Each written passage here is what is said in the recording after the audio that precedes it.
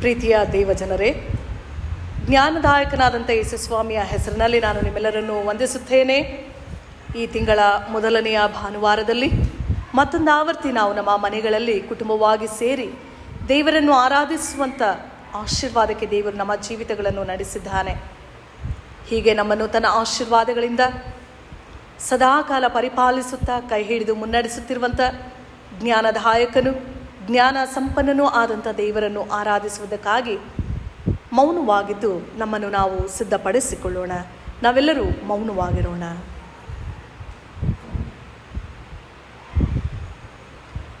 ಪ್ರಾರ್ಥನಾ ಪೂರ್ವಕವಾಗಿ ನಾವೆಲ್ಲರೂ ಒಟ್ಟಾಗಿ ಮಹಿಮೆಯೇ ಅರಸನೇ ನಿನ್ನ ಹಾಡನ್ನು ನಾವು ಹಾಡೋಣ.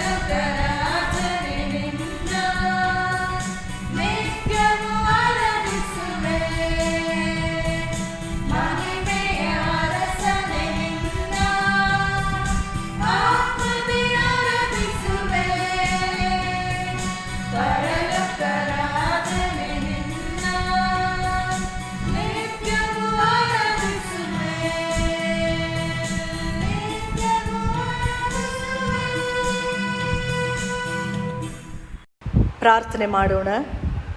ಜ್ಞಾನ ಸಂಪನ್ನನು, ಜ್ಞಾನದಾಯಕನು, ಮಹಿಮೆಯ ಅರಸನೂ ಆದಂಥ ನಮ್ಮ ತಂದೆಯಾದ ದೇವರೇ, ಮತ್ತೊಂದು ಆವರ್ತಿ ನಾವೆಲ್ಲರೂ ನಮ್ಮ ಮನೆಗಳಲ್ಲಿ ಕುಟುಂಬವಾಗಿ ಸೇರಿ ನಿನ್ನನ್ನು ಆರಾಧಿಸುವಂಥ ಮಹಾಕೃಪೆಗೆ ನಮ್ಮ ಜೀವಿತಗಳನ್ನು ನಡೆಸಿರುವುದಕ್ಕಾಗಿ ನಾವು ನಿನಗೆ ಸ್ತೋತ್ರವನ್ನು ಸಲ್ಲಿಸುತ್ತೇವೆ. ಈ ತಿಂಗಳ ಮೊದಲನೆಯ ಭಾನುವಾರಕ್ಕೆ ನಮ್ಮನ್ನು ನಡೆಸಿದ್ದಿ. ಈ ದಿವಸವನ್ನು ನಮ್ಮ ಆಯುಷ್ಕಾಲಕ್ಕೆ ನೀನು ಸೇರಿಸಿಕೊಟ್ಟಿದ್ದಿ. ಜೀವಿತರ ಸಂಖ್ಯೆಯಲ್ಲಿ ನೀನು ನಮ್ಮನ್ನು ಎಣಿಸಿರುವುದಕ್ಕಾಗಿ ನಾವು ನಿನಗೆ ಸ್ತೋತ್ರವನ್ನು ಸಮರ್ಪಿಸುತ್ತೇವೆ. ಈ ನಮ್ಮ ಆರಾಧನೆಯನ್ನು ನಿನ್ನ ಹಸ್ತ ಪರಿಪಾಲನೆಗೆ ಸಮರ್ಪಿಸುವವರಾಗಿದ್ದೇವೆ. ಎಲ್ಲಿ ಇಬ್ಬರಾಗಲಿ ಮೂವರಾಗಲಿ ಸ್ವಾಮಿ ನಿನ್ನ ಪರಿಶುದ್ಧ ನಾಮದಲ್ಲಿ ಒಟ್ಟಾಗಿ ಸೇರಿ ನಿನ್ನನ್ನು ಆರಾಧಿಸುತ್ತಾರೋ ಅಲ್ಲಿ ನಿನ್ನ ಸಾನ್ನಿಧ್ಯ ಪ್ರಸನ್ನತೆಯನ್ನು ಅನುಗ್ರಹಿಸುವಂಥ ದೇವರು ನೀನಾಗಿದ್ದೆ. ನಮ್ಮ ಮನೆಗಳಲ್ಲಿ ಕುಟುಂಬವಾಗಿ ಸ್ವಾಮಿ ನಿನ್ನನ್ನು ನಾವು ಆರಾಧಿಸುವಾಗ ನಿನ್ನ ಸಾನ್ನಿಧ್ಯ ಪ್ರಸನ್ನತೆ ನಮ್ಮ ಮಧ್ಯದಲ್ಲಿ ಇಳಿದು ಬರುವುದಕ್ಕಾಗಿ ನಿನಗೆ ಸ್ತೋತ್ರ ಸ್ವಾಮಿ. ಈ ಆರಾಧನೆಯ ಆರಂಭದಿಂದ ಅಂತ್ಯದವರೆಗೂ ನೀನು ನಮ್ಮ ಸಹಾಯಕನಾಗಿದ್ದು ಜ್ಞಾನದಿಂದಲೂ ವಿವೇಕದಿಂದಲೂ ವಿವೇಕಪೂರ್ವಕವಾದಂಥ ಆರಾಧನೆಯನ್ನು ನಾವು ನಿನಗೆ ಸಮರ್ಪಿಸುವಂತೆ ನಮ್ಮ ಜೀವಿತಗಳನ್ನು ಆಶೀರ್ವಾದ ಮಾಡೆಂದು ಯೇಸು ಸ್ವಾಮಿಯ ಹೆಸರಿನಲ್ಲೇ ಪ್ರಾರ್ಥನೆಯನ್ನು ಬೇಡುತ್ತೇವೆ ನಮ್ಮ ತಂದೆಯೇ, ಆಮೇನ್. ದೇವರ ಸ್ತೋತ್ರಕ್ಕಾಗಿ ಸಂಗೀತಗಳಲ್ಲಿ 4ನೆಯ ಸಂಗೀತವನ್ನು ಹಾಡೋಣ. 4ನೆಯ ಸಂಗೀತ, ಎನ್ ದೇವರೇ ಎನ್ ರಕ್ಷಕನೇ.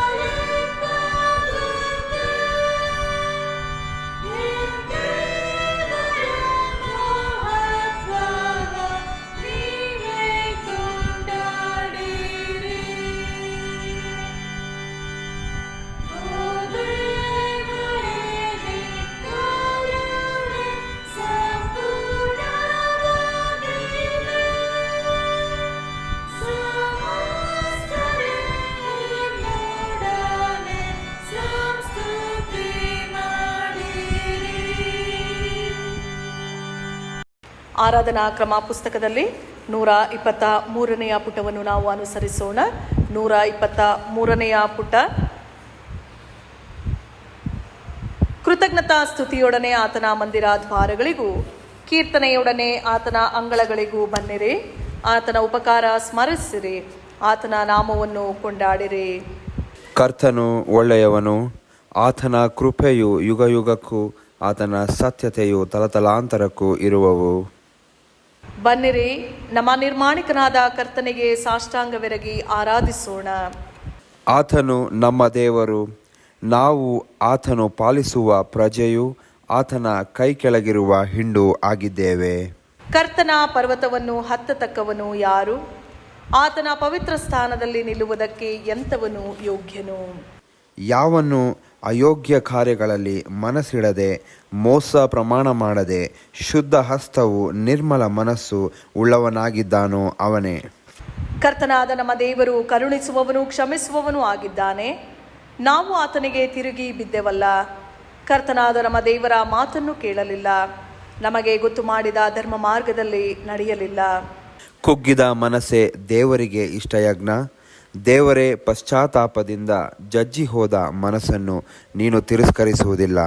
ಏಸು ಇಂತೆಂದನು, ಎಲೈ ಕಷ್ಟ ಪಡುವವರೇ, ಹೊರೆ ಹೊತ್ತವರೇ, ನೀವೆಲ್ಲರೂ ನನ್ನ ಬಳಿಗೆ ಬನ್ನಿರಿ, ನಾನು ನಿಮಗೆ ವಿಶ್ರಾಂತಿ ಕೊಡುವೆನು. ನಾನು ಎದ್ದು ನನ್ನ ತಂದೆಯ ಬಳಿಗೆ ಹೋಗಿ ಆತನಿಗೆ, ಅಪ್ಪ, ಪರಲೋಕಕ್ಕೆ ವಿರೋಧವಾಗಿಯೂ ನಿನ್ನ ಮುಂದೆಯೂ ಪಾಪ ಮಾಡಿದ್ದೇನೆ ಎಂದು ಹೇಳುವೆನು. ನಾವೆಲ್ಲರೂ ಒಟ್ಟಾಗಿ ಹೇಳೋಣ.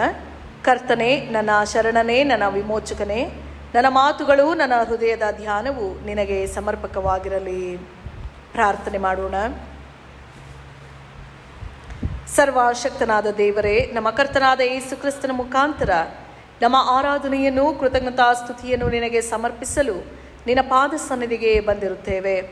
ನಾವು ನಮ್ಮ ಪಾಪಗಳನ್ನು ಯಥಾರ್ಥವಾಗಿ ಅರಿಕೆ ಮಾಡುವಂತೆಯೂ, ನಮಗಾಗಿ ಮಾತ್ರವಲ್ಲದೆ ಬೇರೆಯವರಿಗಾಗಿಯೂ ಪ್ರಾರ್ಥಿಸುವಂತೆಯೂ ಸಹಾಯ ಮಾಡು.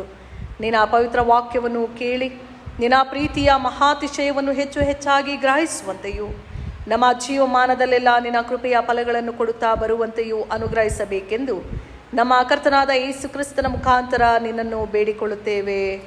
ಆಮೇನ್. ಪ್ರಿಯರೇ, ದೇವರ ಪರಿಶುದ್ಧ ಸನ್ನಿಧಿಯಲ್ಲಿ ನಮ್ಮನ್ನು, ನಮ್ಮ ಜೀವಿತಗಳನ್ನು ಪರೀಕ್ಷಿಸಿಕೊಳ್ಳೋಣ. ನಾವೆಲ್ಲರೂ ಕ್ಷಣಕಾಲ ಮೌನವಾಗಿರೋಣ. ವಿದ್ಯಾರ್ಥಿಗಳ ಭಾನುವಾರದ ಈ ದಿನದಲ್ಲಿ ತಂದೆ ತಾಯಿಗಳಾಗಿ ನಮ್ಮ ಮಕ್ಕಳ ಕಡೆಗೆ, ಅವರ ವಿದ್ಯಾಭ್ಯಾಸದ ಕಡೆಗೆ ಎಷ್ಟರ ಮಟ್ಟಿಗೆ ನಾವು ಗಮನವನ್ನು ಹರಿಸಿದ್ದೇವೆ? ನಮ್ಮ ಮಕ್ಕಳನ್ನು ದೈವಜ್ಞಾನದಲ್ಲಿಯೂ, ದೇವರ ಭಯಭಕ್ತಿಯಲ್ಲಿಯೂ, ದೇವರ ತಿಳುವಳಿಕೆ ವಿವೇಕದಲ್ಲಿಯೂ ನಡೆಸುವಲ್ಲಿ, ನಮ್ಮ ಮಕ್ಕಳಿಗೆ ಕ್ರೈಸ್ತ ಶಿಕ್ಷಣವನ್ನು ನೀಡುವಲ್ಲಿ, ಕ್ರೈಸ್ತ ನಂಬಿಕೆಯಲ್ಲಿ ಬೆಳೆಸುವಲ್ಲಿ, ಪೋಷಿಸುವಲ್ಲಿ ಎಷ್ಟರ ಮಟ್ಟಿಗೆ ನಾವು ಯಥಾರ್ಥವಾಗಿ ನಡೆದುಕೊಂಡಿದ್ದೇವೆ? ಮಕ್ಕಳಾಗಿ, ವಿದ್ಯಾರ್ಥಿಗಳಾಗಿ ದೇವರ ಸನ್ನಿಧಿಯಲ್ಲಿ ನಮ್ಮನ್ನು ಪರೀಕ್ಷಿಸಿಕೊಳ್ಳೋಣ. ದೇವರು ನಮಗೆ ಓದುವಂಥ ಅವಕಾಶವನ್ನು ಕೊಟ್ಟಿದ್ದಾನೆ. ತಂದೆ ತಾಯಿಗಳಾಗಿ ಕಷ್ಟಪಟ್ಟು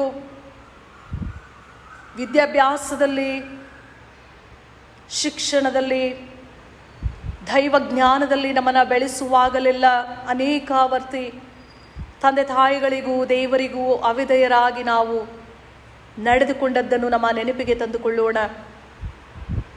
ವಿದ್ಯಾಭ್ಯಾಸದಲ್ಲಿ ಮುಂದೆ ಬರುವಂಥ ಅವಕಾಶಗಳು, ವಿದ್ಯಾಭ್ಯಾಸದಲ್ಲಿ ನಮ್ಮ ಜೀವನವನ್ನು ಸುಂದರವಾಗಿ ರೂಪಿಸಿಕೊಳ್ಳುವಂಥ ಅವಕಾಶಗಳು, ದೈವಜ್ಞಾನದಲ್ಲಿ ಬೆಳೆಯಲು ದೇವರು ನಮಗೆ ಕೊಟ್ಟಂಥ ವಿಶೇಷವಾದಂಥ ಸಮಯಗಳನ್ನು ಎಷ್ಟೋ ವೇಳೆ ನಾವು ವ್ಯರ್ಥವಾಗಿ ಕಳೆದಿದ್ದೇವೆ.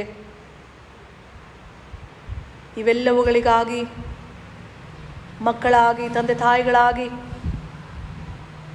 ದೇವರ ಸನ್ನಿಧಿಯಲ್ಲಿ, ದೇವರಲ್ಲಿ ನಮ್ಮ ಪಾಪಗಳನ್ನು ಅರಿಕೆ ಮಾಡುವ ಹಾಗೆ ಪ್ರಾರ್ಥನಾಪೂರ್ವಕವಾಗಿ ಸಂಗೀತಗಳಲ್ಲಿ 210ನೇ ಸಂಗೀತವನ್ನು ಹಾಡೋಣ. 210ನೇ ಸಂಗೀತ. ನಾ ಕುರಿ ದಾರಿ ತಪ್ಪಿದ್ದೇನೆ, ನೀ ಕ್ರಿಸ್ತ ಒಳ್ಳೆ ಕುರುಬ. 1 ಮತ್ತು 3ನೆಯ ಚರಣವನ್ನು ಪ್ರಾರ್ಥನಾ ಪೂರ್ವಕವಾಗಿ ನಾವು ಹಾಡೋಣ.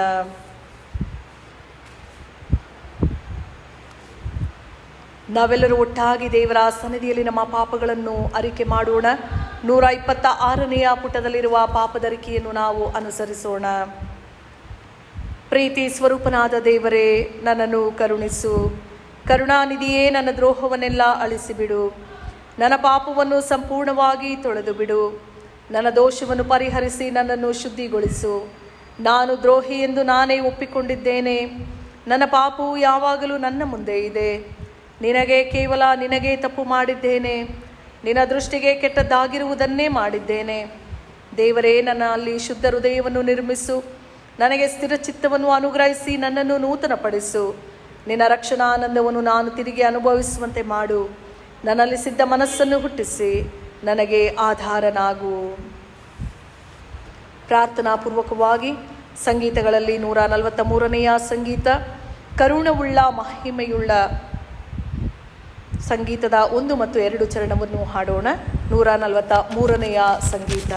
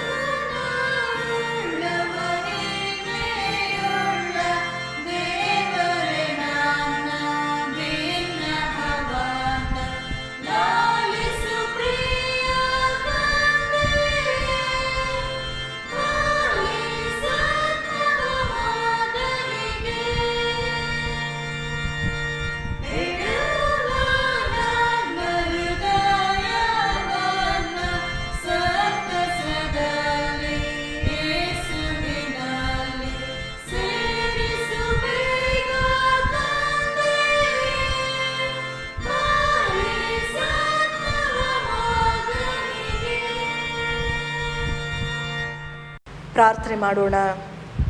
ಕೃಪಾಳು ಪ್ರಭುವೇ, ನಿನ್ನ ವಿಶ್ವಾಸಿಗಳಿಗೆ ಪಾಪ ಕ್ಷಮೆಯನ್ನು, ಶಾಂತಿಯನ್ನು ಅನುಗ್ರಹಿಸಿ ಅವರು ತಮ್ಮ ಎಲ್ಲ ಪಾಪಗಳಿಂದ ಶುದ್ಧೀಕರಣವನ್ನು ಹೊಂದಿ ಶಾಂತ ಚಿತ್ತರಾಗಿ ನಿನ್ನನ್ನು ಸೇವಿಸುವಂತೆ ದಯಪಾಲಿಸಬೇಕೆಂದು ನಮ್ಮ ಕರ್ತನಾದ ಯೇಸು ಕ್ರಿಸ್ತನ ಮುಖಾಂತರ ನಿನ್ನನ್ನು ಬೇಡಿಕೊಳ್ಳುತ್ತೇವೆ. ಆಮೇನ್. ಉತ್ತರ ಪ್ರತ್ಯುತ್ತರವಾಗಿ ಕೀರ್ತನ ಸಂಗ್ರಹದಿಂದ ಓದಿಕೊಳ್ಳೋಣ. ಕೀರ್ತನಾ ಸಂಗ್ರಹ 119, 9ರಿಂದ 16 ವಚನಗಳನ್ನು ಓದಿಕೊಳ್ಳೋಣ. ಕೀರ್ತನಾ ಸಂಗ್ರಹ 119, 9ರಿಂದ 16 ಉತ್ತರ ಪ್ರತ್ಯುತ್ತರವಾಗಿ ಓದಿಕೊಳ್ಳೋಣ. ಕೀರ್ತನಾ ಸಂಗ್ರಹ 119, 9ರಿಂದ 16. ಯೌವನಸ್ಥನು ತನ್ನ ನಡತೆಯನ್ನು ಶುದ್ಧಪಡಿಸಿಕೊಳ್ಳುವುದು ಯಾವುದರಿಂದ? ನಿನ್ನ ವಾಕ್ಯವನ್ನು ಗಮನಿಸಿ ನಡೆಯುವುದರಿಂದಲೇ. ನಾನು ಪೂರ್ಣ ಮನಸ್ಸಿನಿಂದ ನಿನ್ನನ್ನು ಹುಡುಕುತ್ತೇನೆ. ನಿನ್ನ ಆಜ್ಞೆಗಳಿಗೆ ತಪ್ಪಿ ಹೋಗದಂತೆ ನನ್ನನ್ನು ಕಾಯಿ. ನಿನಗೆ ವಿರೋಧವಾಗಿ ಪಾಪ ಮಾಡದಂತೆ ನಿನ್ನ ನುಡಿಗಳನ್ನು ನನ್ನ ಹೃದಯದಲ್ಲಿಟ್ಟುಕೊಂಡಿದ್ದೇನೆ. ಸ್ತುತಿ ಪಾತ್ರನಾದ ಯೆಹೋವನೇ, ನಿನ್ನ ನಿಬಂಧನೆಗಳನ್ನು ನನಗೆ ಕಲಿಸು. ನನ್ನ ತುಟಿಗಳು ನಿನ್ನ ವಿಧಿವಚನಗಳನ್ನೆಲ್ಲ ವರ್ಣಿಸುತ್ತವೆ. ಸರ್ವ ಸಂಪತ್ತಿನಲ್ಲಿ ಹೇಗೂ ಹಾಗೆಯೇ ನಿನ್ನ ಕಟ್ಟಳೆಯ ಮಾರ್ಗದಲ್ಲಿ ಆನಂದಿಸುತ್ತೇನೆ. ನಿನ್ನ ನಿಯಮಗಳನ್ನು ಧ್ಯಾನಿಸುತ್ತಾ ನಿನ್ನ ದಾರಿಯನ್ನು ಲಕ್ಷೀಕರಿಸಿಕೊಳ್ಳುವೆನು. ನಿನ್ನ ನಿಬಂಧನೆಗಳಲ್ಲಿ ಉಲ್ಲಾಸ ಪಡುವೆನು. ನಿನ್ನ ವಾಕ್ಯವನ್ನು ಮರೆಯುವುದಿಲ್ಲ.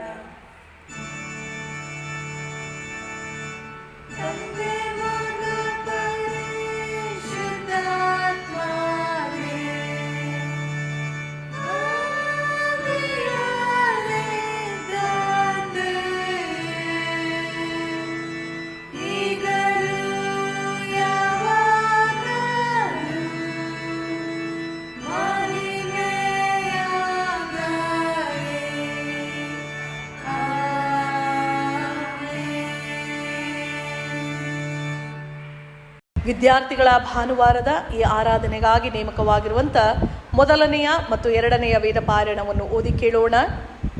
ಹಳೆ ಒಡಂಬಡಿಕೆ ಮತ್ತು ಪತ್ರಿಕೆಯ ವೇದ ಭಾಗ. ಈ ಪರಿಶುದ್ಧ ವಿದ್ಯಾರ್ಥಿಗಳ ಭಾನುವಾರದ ಆರಾಧನೆಗಾಗಿ ಆರಿಸಿಕೊಂಡಿರುವ ಹಳೆಯ ಒಡಂಬಡಿಕೆಯ ವೇದ ಭಾಗವು ಸೊಲೊಮೋನನು ಬರೆದ ಜ್ಞಾನೋಕ್ತಿಗಳು 2ನೇ ಅಧ್ಯಾಯ ವಚನಗಳು 1-12 ಪೂರ್ತಿಯಾಗಿ. ದೇವರ ವಾಕ್ಯವನ್ನು ಕೇಳೋಣ. ಕಂದ, ನನ್ನ ಮಾತುಗಳನ್ನು ಅಂಗೀಕರಿಸಿ ನನ್ನ ವಿಧಿಗಳನ್ನು ನಿಧಿಯಂತೆ ಕಾಪಾಡಿಕೊ. ನಿನ್ನ ಕಿವಿಯನ್ನು ಜ್ಞಾನದ ಕಡೆಗೂ ಹೃದಯವನ್ನು ವಿವೇಕದ ಕಡೆಗೂ ತಿರುಗಿಸು. ಬುದ್ಧಿಗಾಗಿ ಮೊರೆಯಿಟ್ಟು ವಿವೇಕಕ್ಕಾಗಿ ಕೂಗಿಕೊಂಡು ಅದನ್ನು ಬೆಳ್ಳಿಯಂತೆಯೂ ನಿಕ್ಷೇಪದಂತೆಯೂ ಹುಡುಕು. ಆಗ ನೀನು ಯೆಹೋವನ ಭಯವನ್ನು ಅರಿತು ದೈವಜ್ಞಾನವನ್ನು ಪಡೆದುಕೊಳ್ಳುವಿ.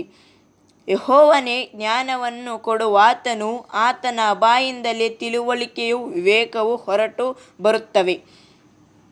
ಆತನು ಯಥಾರ್ಥಚಿತ್ತರಿಗಾಗಿ ಸುಜ್ಞಾನವನ್ನು ಕೂಡಿಸಿಡುವನು. ದೋಷವಿಲ್ಲದೆ ನಡೆಯುವವರಿಗೆ ಗುರಾಣಿಯಾಗಿದ್ದು ನ್ಯಾಯ ಮಾರ್ಗವನ್ನು ರಕ್ಷಿಸುತ್ತಾ ತನ್ನ ಭಕ್ತರ ದಾರಿಯನ್ನು ನೋಡಿಕೊಳ್ಳುವನು. ಹೀಗಿರಲು ನೀನು ನೀತಿ ನ್ಯಾಯಗಳನ್ನು ಧರ್ಮವನ್ನು ಅಂದರೆ ಸಕಲ ಸನ್ಮಾರ್ಗಗಳನ್ನು ತಿಳಿದುಕೊಳ್ಳುವಿ. ಜ್ಞಾನವು ನಿನ್ನ ಹೃದಯದೊಳಕ್ಕೆ ಪ್ರವೇಶಿಸುವುದು, ತಿಳುವಳಿಕೆಯು ನಿನ್ನ ಆತ್ಮಕ್ಕೆ ಅಂದವಾಗಿರುವುದು, ಬುದ್ಧಿಯು ನಿನಗೆ ಕಾವಲಾಗಿರುವುದು, ವಿವೇಕವು ನಿನ್ನನ್ನು ಕಾಪಾಡುವುದು. ಇದರಿಂದ ನೀನು ದುರ್ಮಾರ್ಗದಿಂದಲೂ ಕೆಟ್ಟ ಮಾತನಾಡುವುದರಿಂದಲೂ ತಪ್ಪಿಸಿಕೊಳ್ಳುವಿ ಎಂಬುದೇ. ಯಾಕೋಬನು ಬರೆದ ಪತ್ರಿಕೆ 3ನೇ ಅಧ್ಯಾಯ ವಚನಗಳು 13-18. ಯಾಕೋಬನು ಬರೆದ ಪತ್ರಿಕೆ 3ನೇ ಅಧ್ಯಾಯ ವಚನಗಳು 13-18. ದೇವರ ವಾಕ್ಯವನ್ನು ಕೇಳೋಣ. ನಮ್ಮಲ್ಲಿ ಜ್ಞಾನಿಯು ಬುದ್ಧಿವಂತನು ಯಾರು? ಅಂಥವನು ಯೋಗ್ಯವಾಗಿ ನಡೆದುಕೊಂಡು ಜ್ಞಾನದ ಲಕ್ಷಣವಾಗಿರುವ ಶಾಂತಗುಣದಿಂದ ಅದರ ಫಲವನ್ನು ತೋರಿಸಲಿ.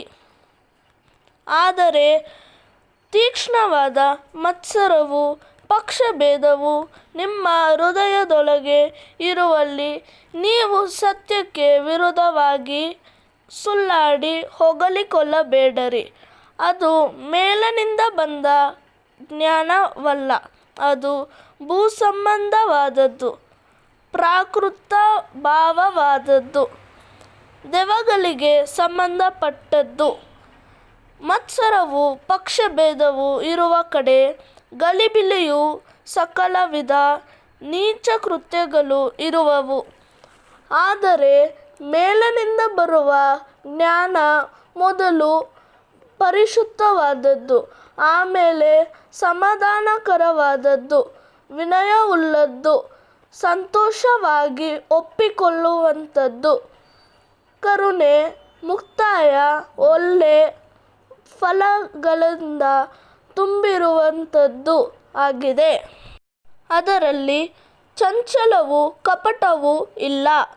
ಸಮಾಧಾನಪಡಿಸುವವರು ಸಮಾಧಾನವೆಂಬ ಬೀಜವನ್ನು ಬಿತ್ತಿ ನೀತಿಯೆಂಬ ಫಲವನ್ನು ಕೊಯ್ಯುವವರು ಎಂಬುದೇ. 3ನೆಯ ವೇದ ಪಾರಾಯಣವನ್ನು ಓದಿ ಕೇಳೋಣ. ಸುವಾರ್ಥ ವೇದ ಭಾಗ. ಲೂಕನು ಬರೆದ ಸುವಾರ್ತೆ 2ನೇ ಅಧ್ಯಾಯ 41ನೇ ವಚನದಿಂದ 52ನೇ ವಚನದವರೆಗೆ. ಆತನ ತಂದೆ ತಾಯಿಗಳು ಪ್ರತಿ ವರ್ಷವೂ ಪಸ್ಕ ಹಬ್ಬದ ಜಾತ್ರೆಗೆ ಯೆರೂಸಲೇಮಿಗೆ ಹೋಗುತ್ತಿದ್ದರು. ಹೀಗಿರಲಾಗಿ ಆತನು 12 ವರ್ಷದವನಾಗಿದ್ದಾಗ ಅವರು ಹಬ್ಬದ ಪದ್ಧತಿಯ ಪ್ರಕಾರ ಅಲ್ಲಿಗೆ ಹೋದರು. ಹಬ್ಬದ ದಿವಸಗಳನ್ನು ತೀರಿಸಿಕೊಂಡು ಹಿಂತಿರುಗಿ ಬರುವಾಗ ಬಾಲಕನಾದ ಯೇಸು ಯೆರೂಸಲೇಮಿನಲ್ಲಿಯೇ ಉಳಿದುಕೊಂಡನು. ಆತನ ತಂದೆ ತಾಯಿಗಳು ಅದನ್ನು ತಿಳಿಯದೆ ಆತನು ಯಾತ್ರೆಯವರ ಗುಂಪಿನಲ್ಲಿ ಸೇರಿರುವನು ಎಂದು ಭಾವಿಸಿ 1 ದಿನದ ಪ್ರಯಾಣ ನಡೆದು ಬಂಧು ಬಾಂಧವರಲ್ಲಿಯೂ ಪರಿಚಿತಿಯವರಲ್ಲಿಯೂ ಆತನನ್ನು ಹುಡುಕಿ ಕಾಣದೆ ತಿರುಗಿ ಯೆರೂಸಲೇಮಿಗೆ ಹುಡುಕಿಕೊಂಡು ಹೋದರು. 3 ದಿನದ ಮೇಲೆ ಆತನನ್ನು ದೇವಾಲಯದಲ್ಲಿ ಕಂಡರು. ಆತನು ಬೋಧಕರ ನಡುವೆ ಕುಳಿತುಕೊಂಡು ಅವರ ಉಪದೇಶವನ್ನು ಕೇಳುತ್ತಾ ಪ್ರಶ್ನೆ ಮಾಡುತ್ತಾ ಇದ್ದನು.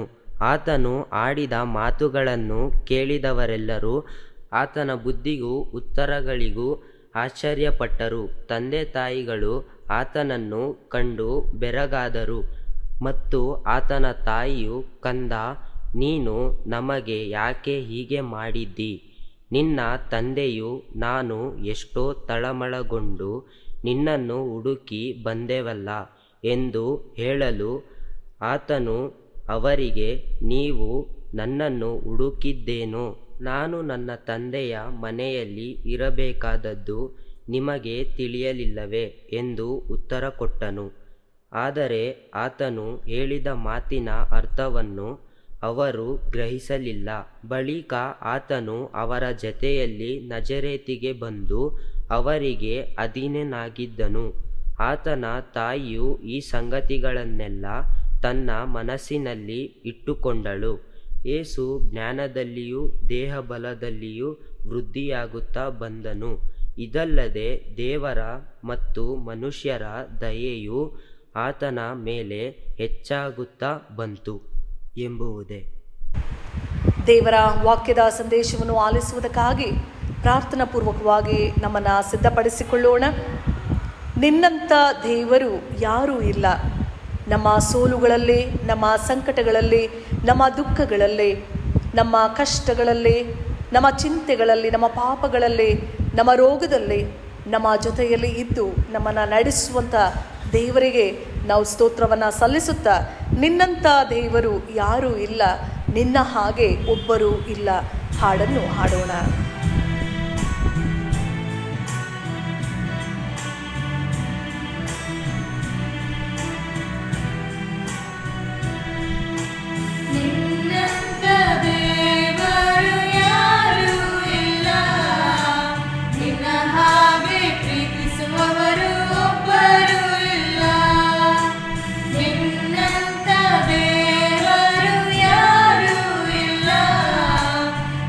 ಹಾಗೆ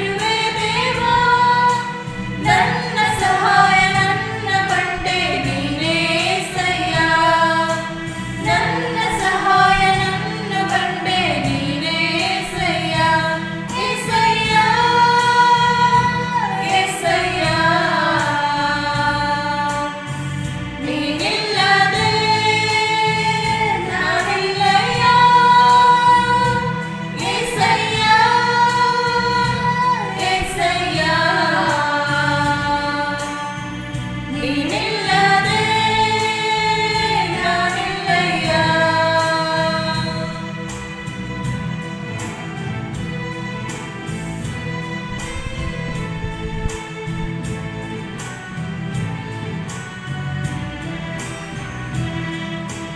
ಕಷ್ಟಗಳಲ್ಲಿ ದುಃಖಗಳಲ್ಲಿ ಜೊತೆಯಾಗಿರುವವನೇ, ರೋಗದಲ್ಲಿ ಸಂಕಟದಲ್ಲಿ ಬಲವ ಕೊಡುವವನೇ.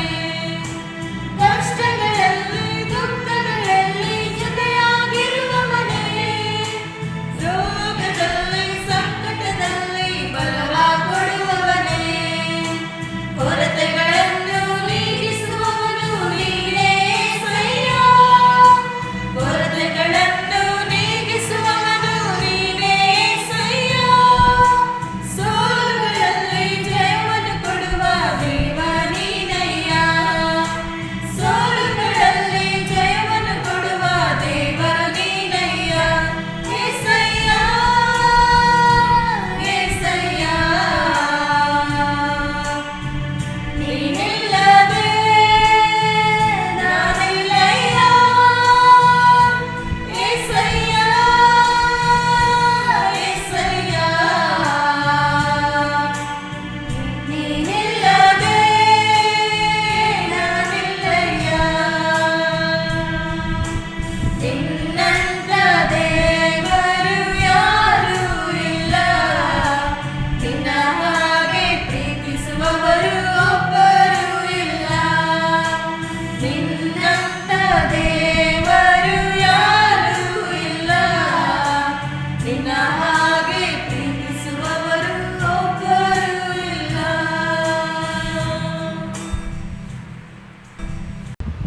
ನನ್ನ ಹೃದಯದ ಧ್ಯಾನವು, ನನ್ನ ಬಾಯಿಯ ಮಾತುಗಳು ನಿನಗೆ ಸಮರ್ಪಕವಾಗಿರಲಿ. ನಾನು ಯಾವ ಕೆಟ್ಟ ಆಲೋಚನೆಯನ್ನು ಮಾಡದ ಹಾಗೆ ನಿನ್ನ ಜ್ಞಾನದಿಂದ, ನಿನ್ನ ಆತ್ಮನ ಪ್ರೇರಣೆಯಿಂದ, ನಿನ್ನ ವಾಕ್ಯಗಳ ಮೂಲಕ ನನ್ನನ್ನು ನಡೆಸು ಎಂಬುದಾಗಿ ನನ್ನ ಹೃದಯ ಧ್ಯಾನವು, ನನ್ನ ಬಾಯಿಯ ಮಾತುಗಳು ಹಾಡನ್ನು ನಾವು ಹಾಡೋಣ.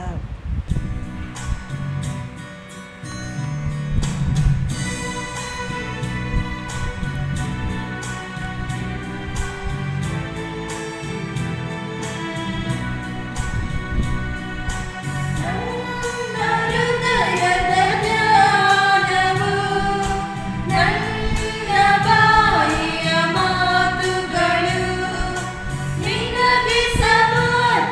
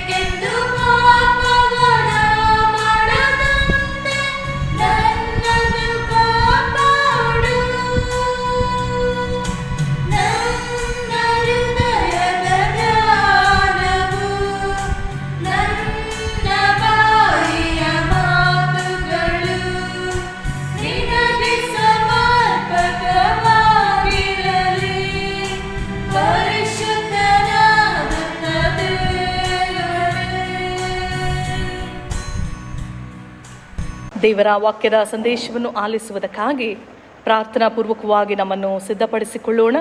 ಶುದ್ಧ ದಿವ್ಯ ಗ್ರಂಥವೇ ನನ್ನ ಶ್ರೇಷ್ಠ ದ್ರವ್ಯವೇ ಸಂಗೀತವನ್ನು ನಾವು ಹಾಡೋಣ.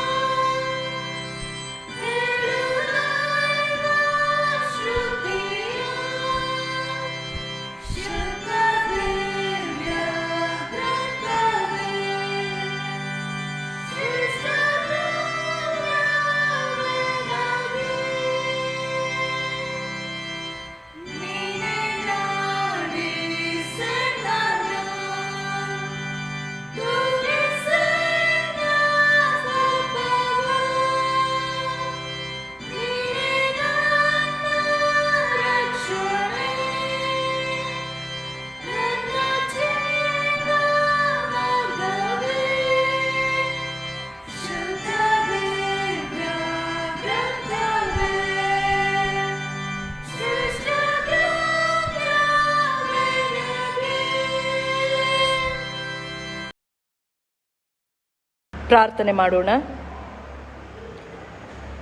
ಜ್ಞಾನದಾಯಕನು ಜ್ಞಾನ ಸಂಪನ್ನನೂ ಆದಂಥ ನಮ್ಮ ಪ್ರೀತಿಯ ದೇವರೇ, ನಿನ್ನ ವಾಕ್ಯಗಳನ್ನು ಧ್ಯಾನ ಮಾಡುವುದಕ್ಕಾಗಿ ನಾವು ಸಿದ್ಧರಾಗಿದ್ದೇವೆ ಸ್ವಾಮಿ. ನಾನು ಆಡುವಂಥ ಮಾತುಗಳು, ನಮ್ಮೆಲ್ಲರ ಹೃದಯದ ಧ್ಯಾನವು ನಿನಗೆ ಮಾತ್ರ ಸಮರ್ಪಕವಾಗಿರಲಿ. ಈ ಧ್ಯಾನ ಸಮಯದ ಮೂಲಕ, ನಿನ್ನ ಜೀವಕರವಾದ ವಾಕ್ಯಗಳ ಮೂಲಕ, ವಿದ್ಯಾರ್ಥಿಗಳ ಭಾನುವಾರದ ಈ ವಿಶೇಷವಾದಂಥ ಆರಾಧನೆಯಲ್ಲಿ ನೀನು ತಾನೇ ನಮ್ಮೊಂದಿಗೆ ಮಾತನಾಡು. ನಮ್ಮ ಜೀವಿತಗಳಿಗೆ ಬೇಕಾಗಿರುವಂಥ ವಿವೇಕವನ್ನು, ತಿಳುವಳಿಕೆಯನ್ನು, ಸುಜ್ಞಾನದ ರಹಸ್ಯಗಳನ್ನು ನಿನ್ನ ವಾಕ್ಯಗಳ ಮೂಲಕ ನಮಗೆ ಕಲಿಸಿಕೊಡು. ಯೇಸು ಸ್ವಾಮಿಯ ಹೆಸರಿನಲ್ಲಿ ಪ್ರಾರ್ಥನೆಯನ್ನು ಬಿಡುತ್ತೇವೆ ನಮ್ಮ ತಂದೆಯೇ, ಆಮೇನ್. ಕರ್ತನಲ್ಲಿ ಪ್ರೀತಿಯುಳ್ಳ ದೇವಜನರೇ, ನಮ್ಮ ರಕ್ಷಕನಾದಂಥ ಯೇಸು ಸ್ವಾಮಿಯ ಹೆಸರಿನಲ್ಲಿ ನಿಮ್ಮೆಲ್ಲರನ್ನು ನಾನು ವಂದಿಸುತ್ತೇನೆ. ಹೊಸ ತಿಂಗಳ ಮೊದಲನೆಯ ಭಾನುವಾರವನ್ನು ನಾವು ಪ್ರವೇಶ ಮಾಡಿದ್ದೇವೆ. ಪ್ರತಿದಿನವೂ ಪ್ರತಿ ಕ್ಷಣವೂ ದೇವರ ಆಶೀರ್ವಾದ ಅದು ವಿಶೇಷವಾದದ್ದು. ದೇವರ ನಡೆಸುವಿಕೆ, ದೇವರ ಕೃಪೆ, ದೇವರ ಪ್ರೀತಿ, ದೇವರ ಕರುಣೆ ಅದು ಅಪಾರವಾದದ್ದು. ಆದುದರಿಂದಲೇ ಹೊಸ ದಿನಗಳನ್ನು ನಾವು ಕಾಣುತ್ತಿದ್ದೇವೆ. ದೇವರ ಆಶೀರ್ವಾದಗಳೊಂದಿಗೆ ನಮ್ಮ ಜೀವನದ ಯಾತ್ರೆಯಲ್ಲಿ ನಾವು ಮುಂದೆ ಸಾಗುವಂಥ ಕೃಪೆಗೆ ದೇವರು ನಮ್ಮೆಲ್ಲರನ್ನ ನಡೆಸುತ್ತಾ ಬಂದಿದ್ದಾನೆ. ವಿಶೇಷವಾಗಿ ಜೂನ್ ತಿಂಗಳ ಈ ಮೊದಲನೆಯ ಭಾನುವಾರವನ್ನು ವಿದ್ಯಾರ್ಥಿಗಳ ಭಾನುವಾರವನ್ನಾಗಿ ನಾವು ಆಚರಿಸುತ್ತಿದ್ದೇವೆ.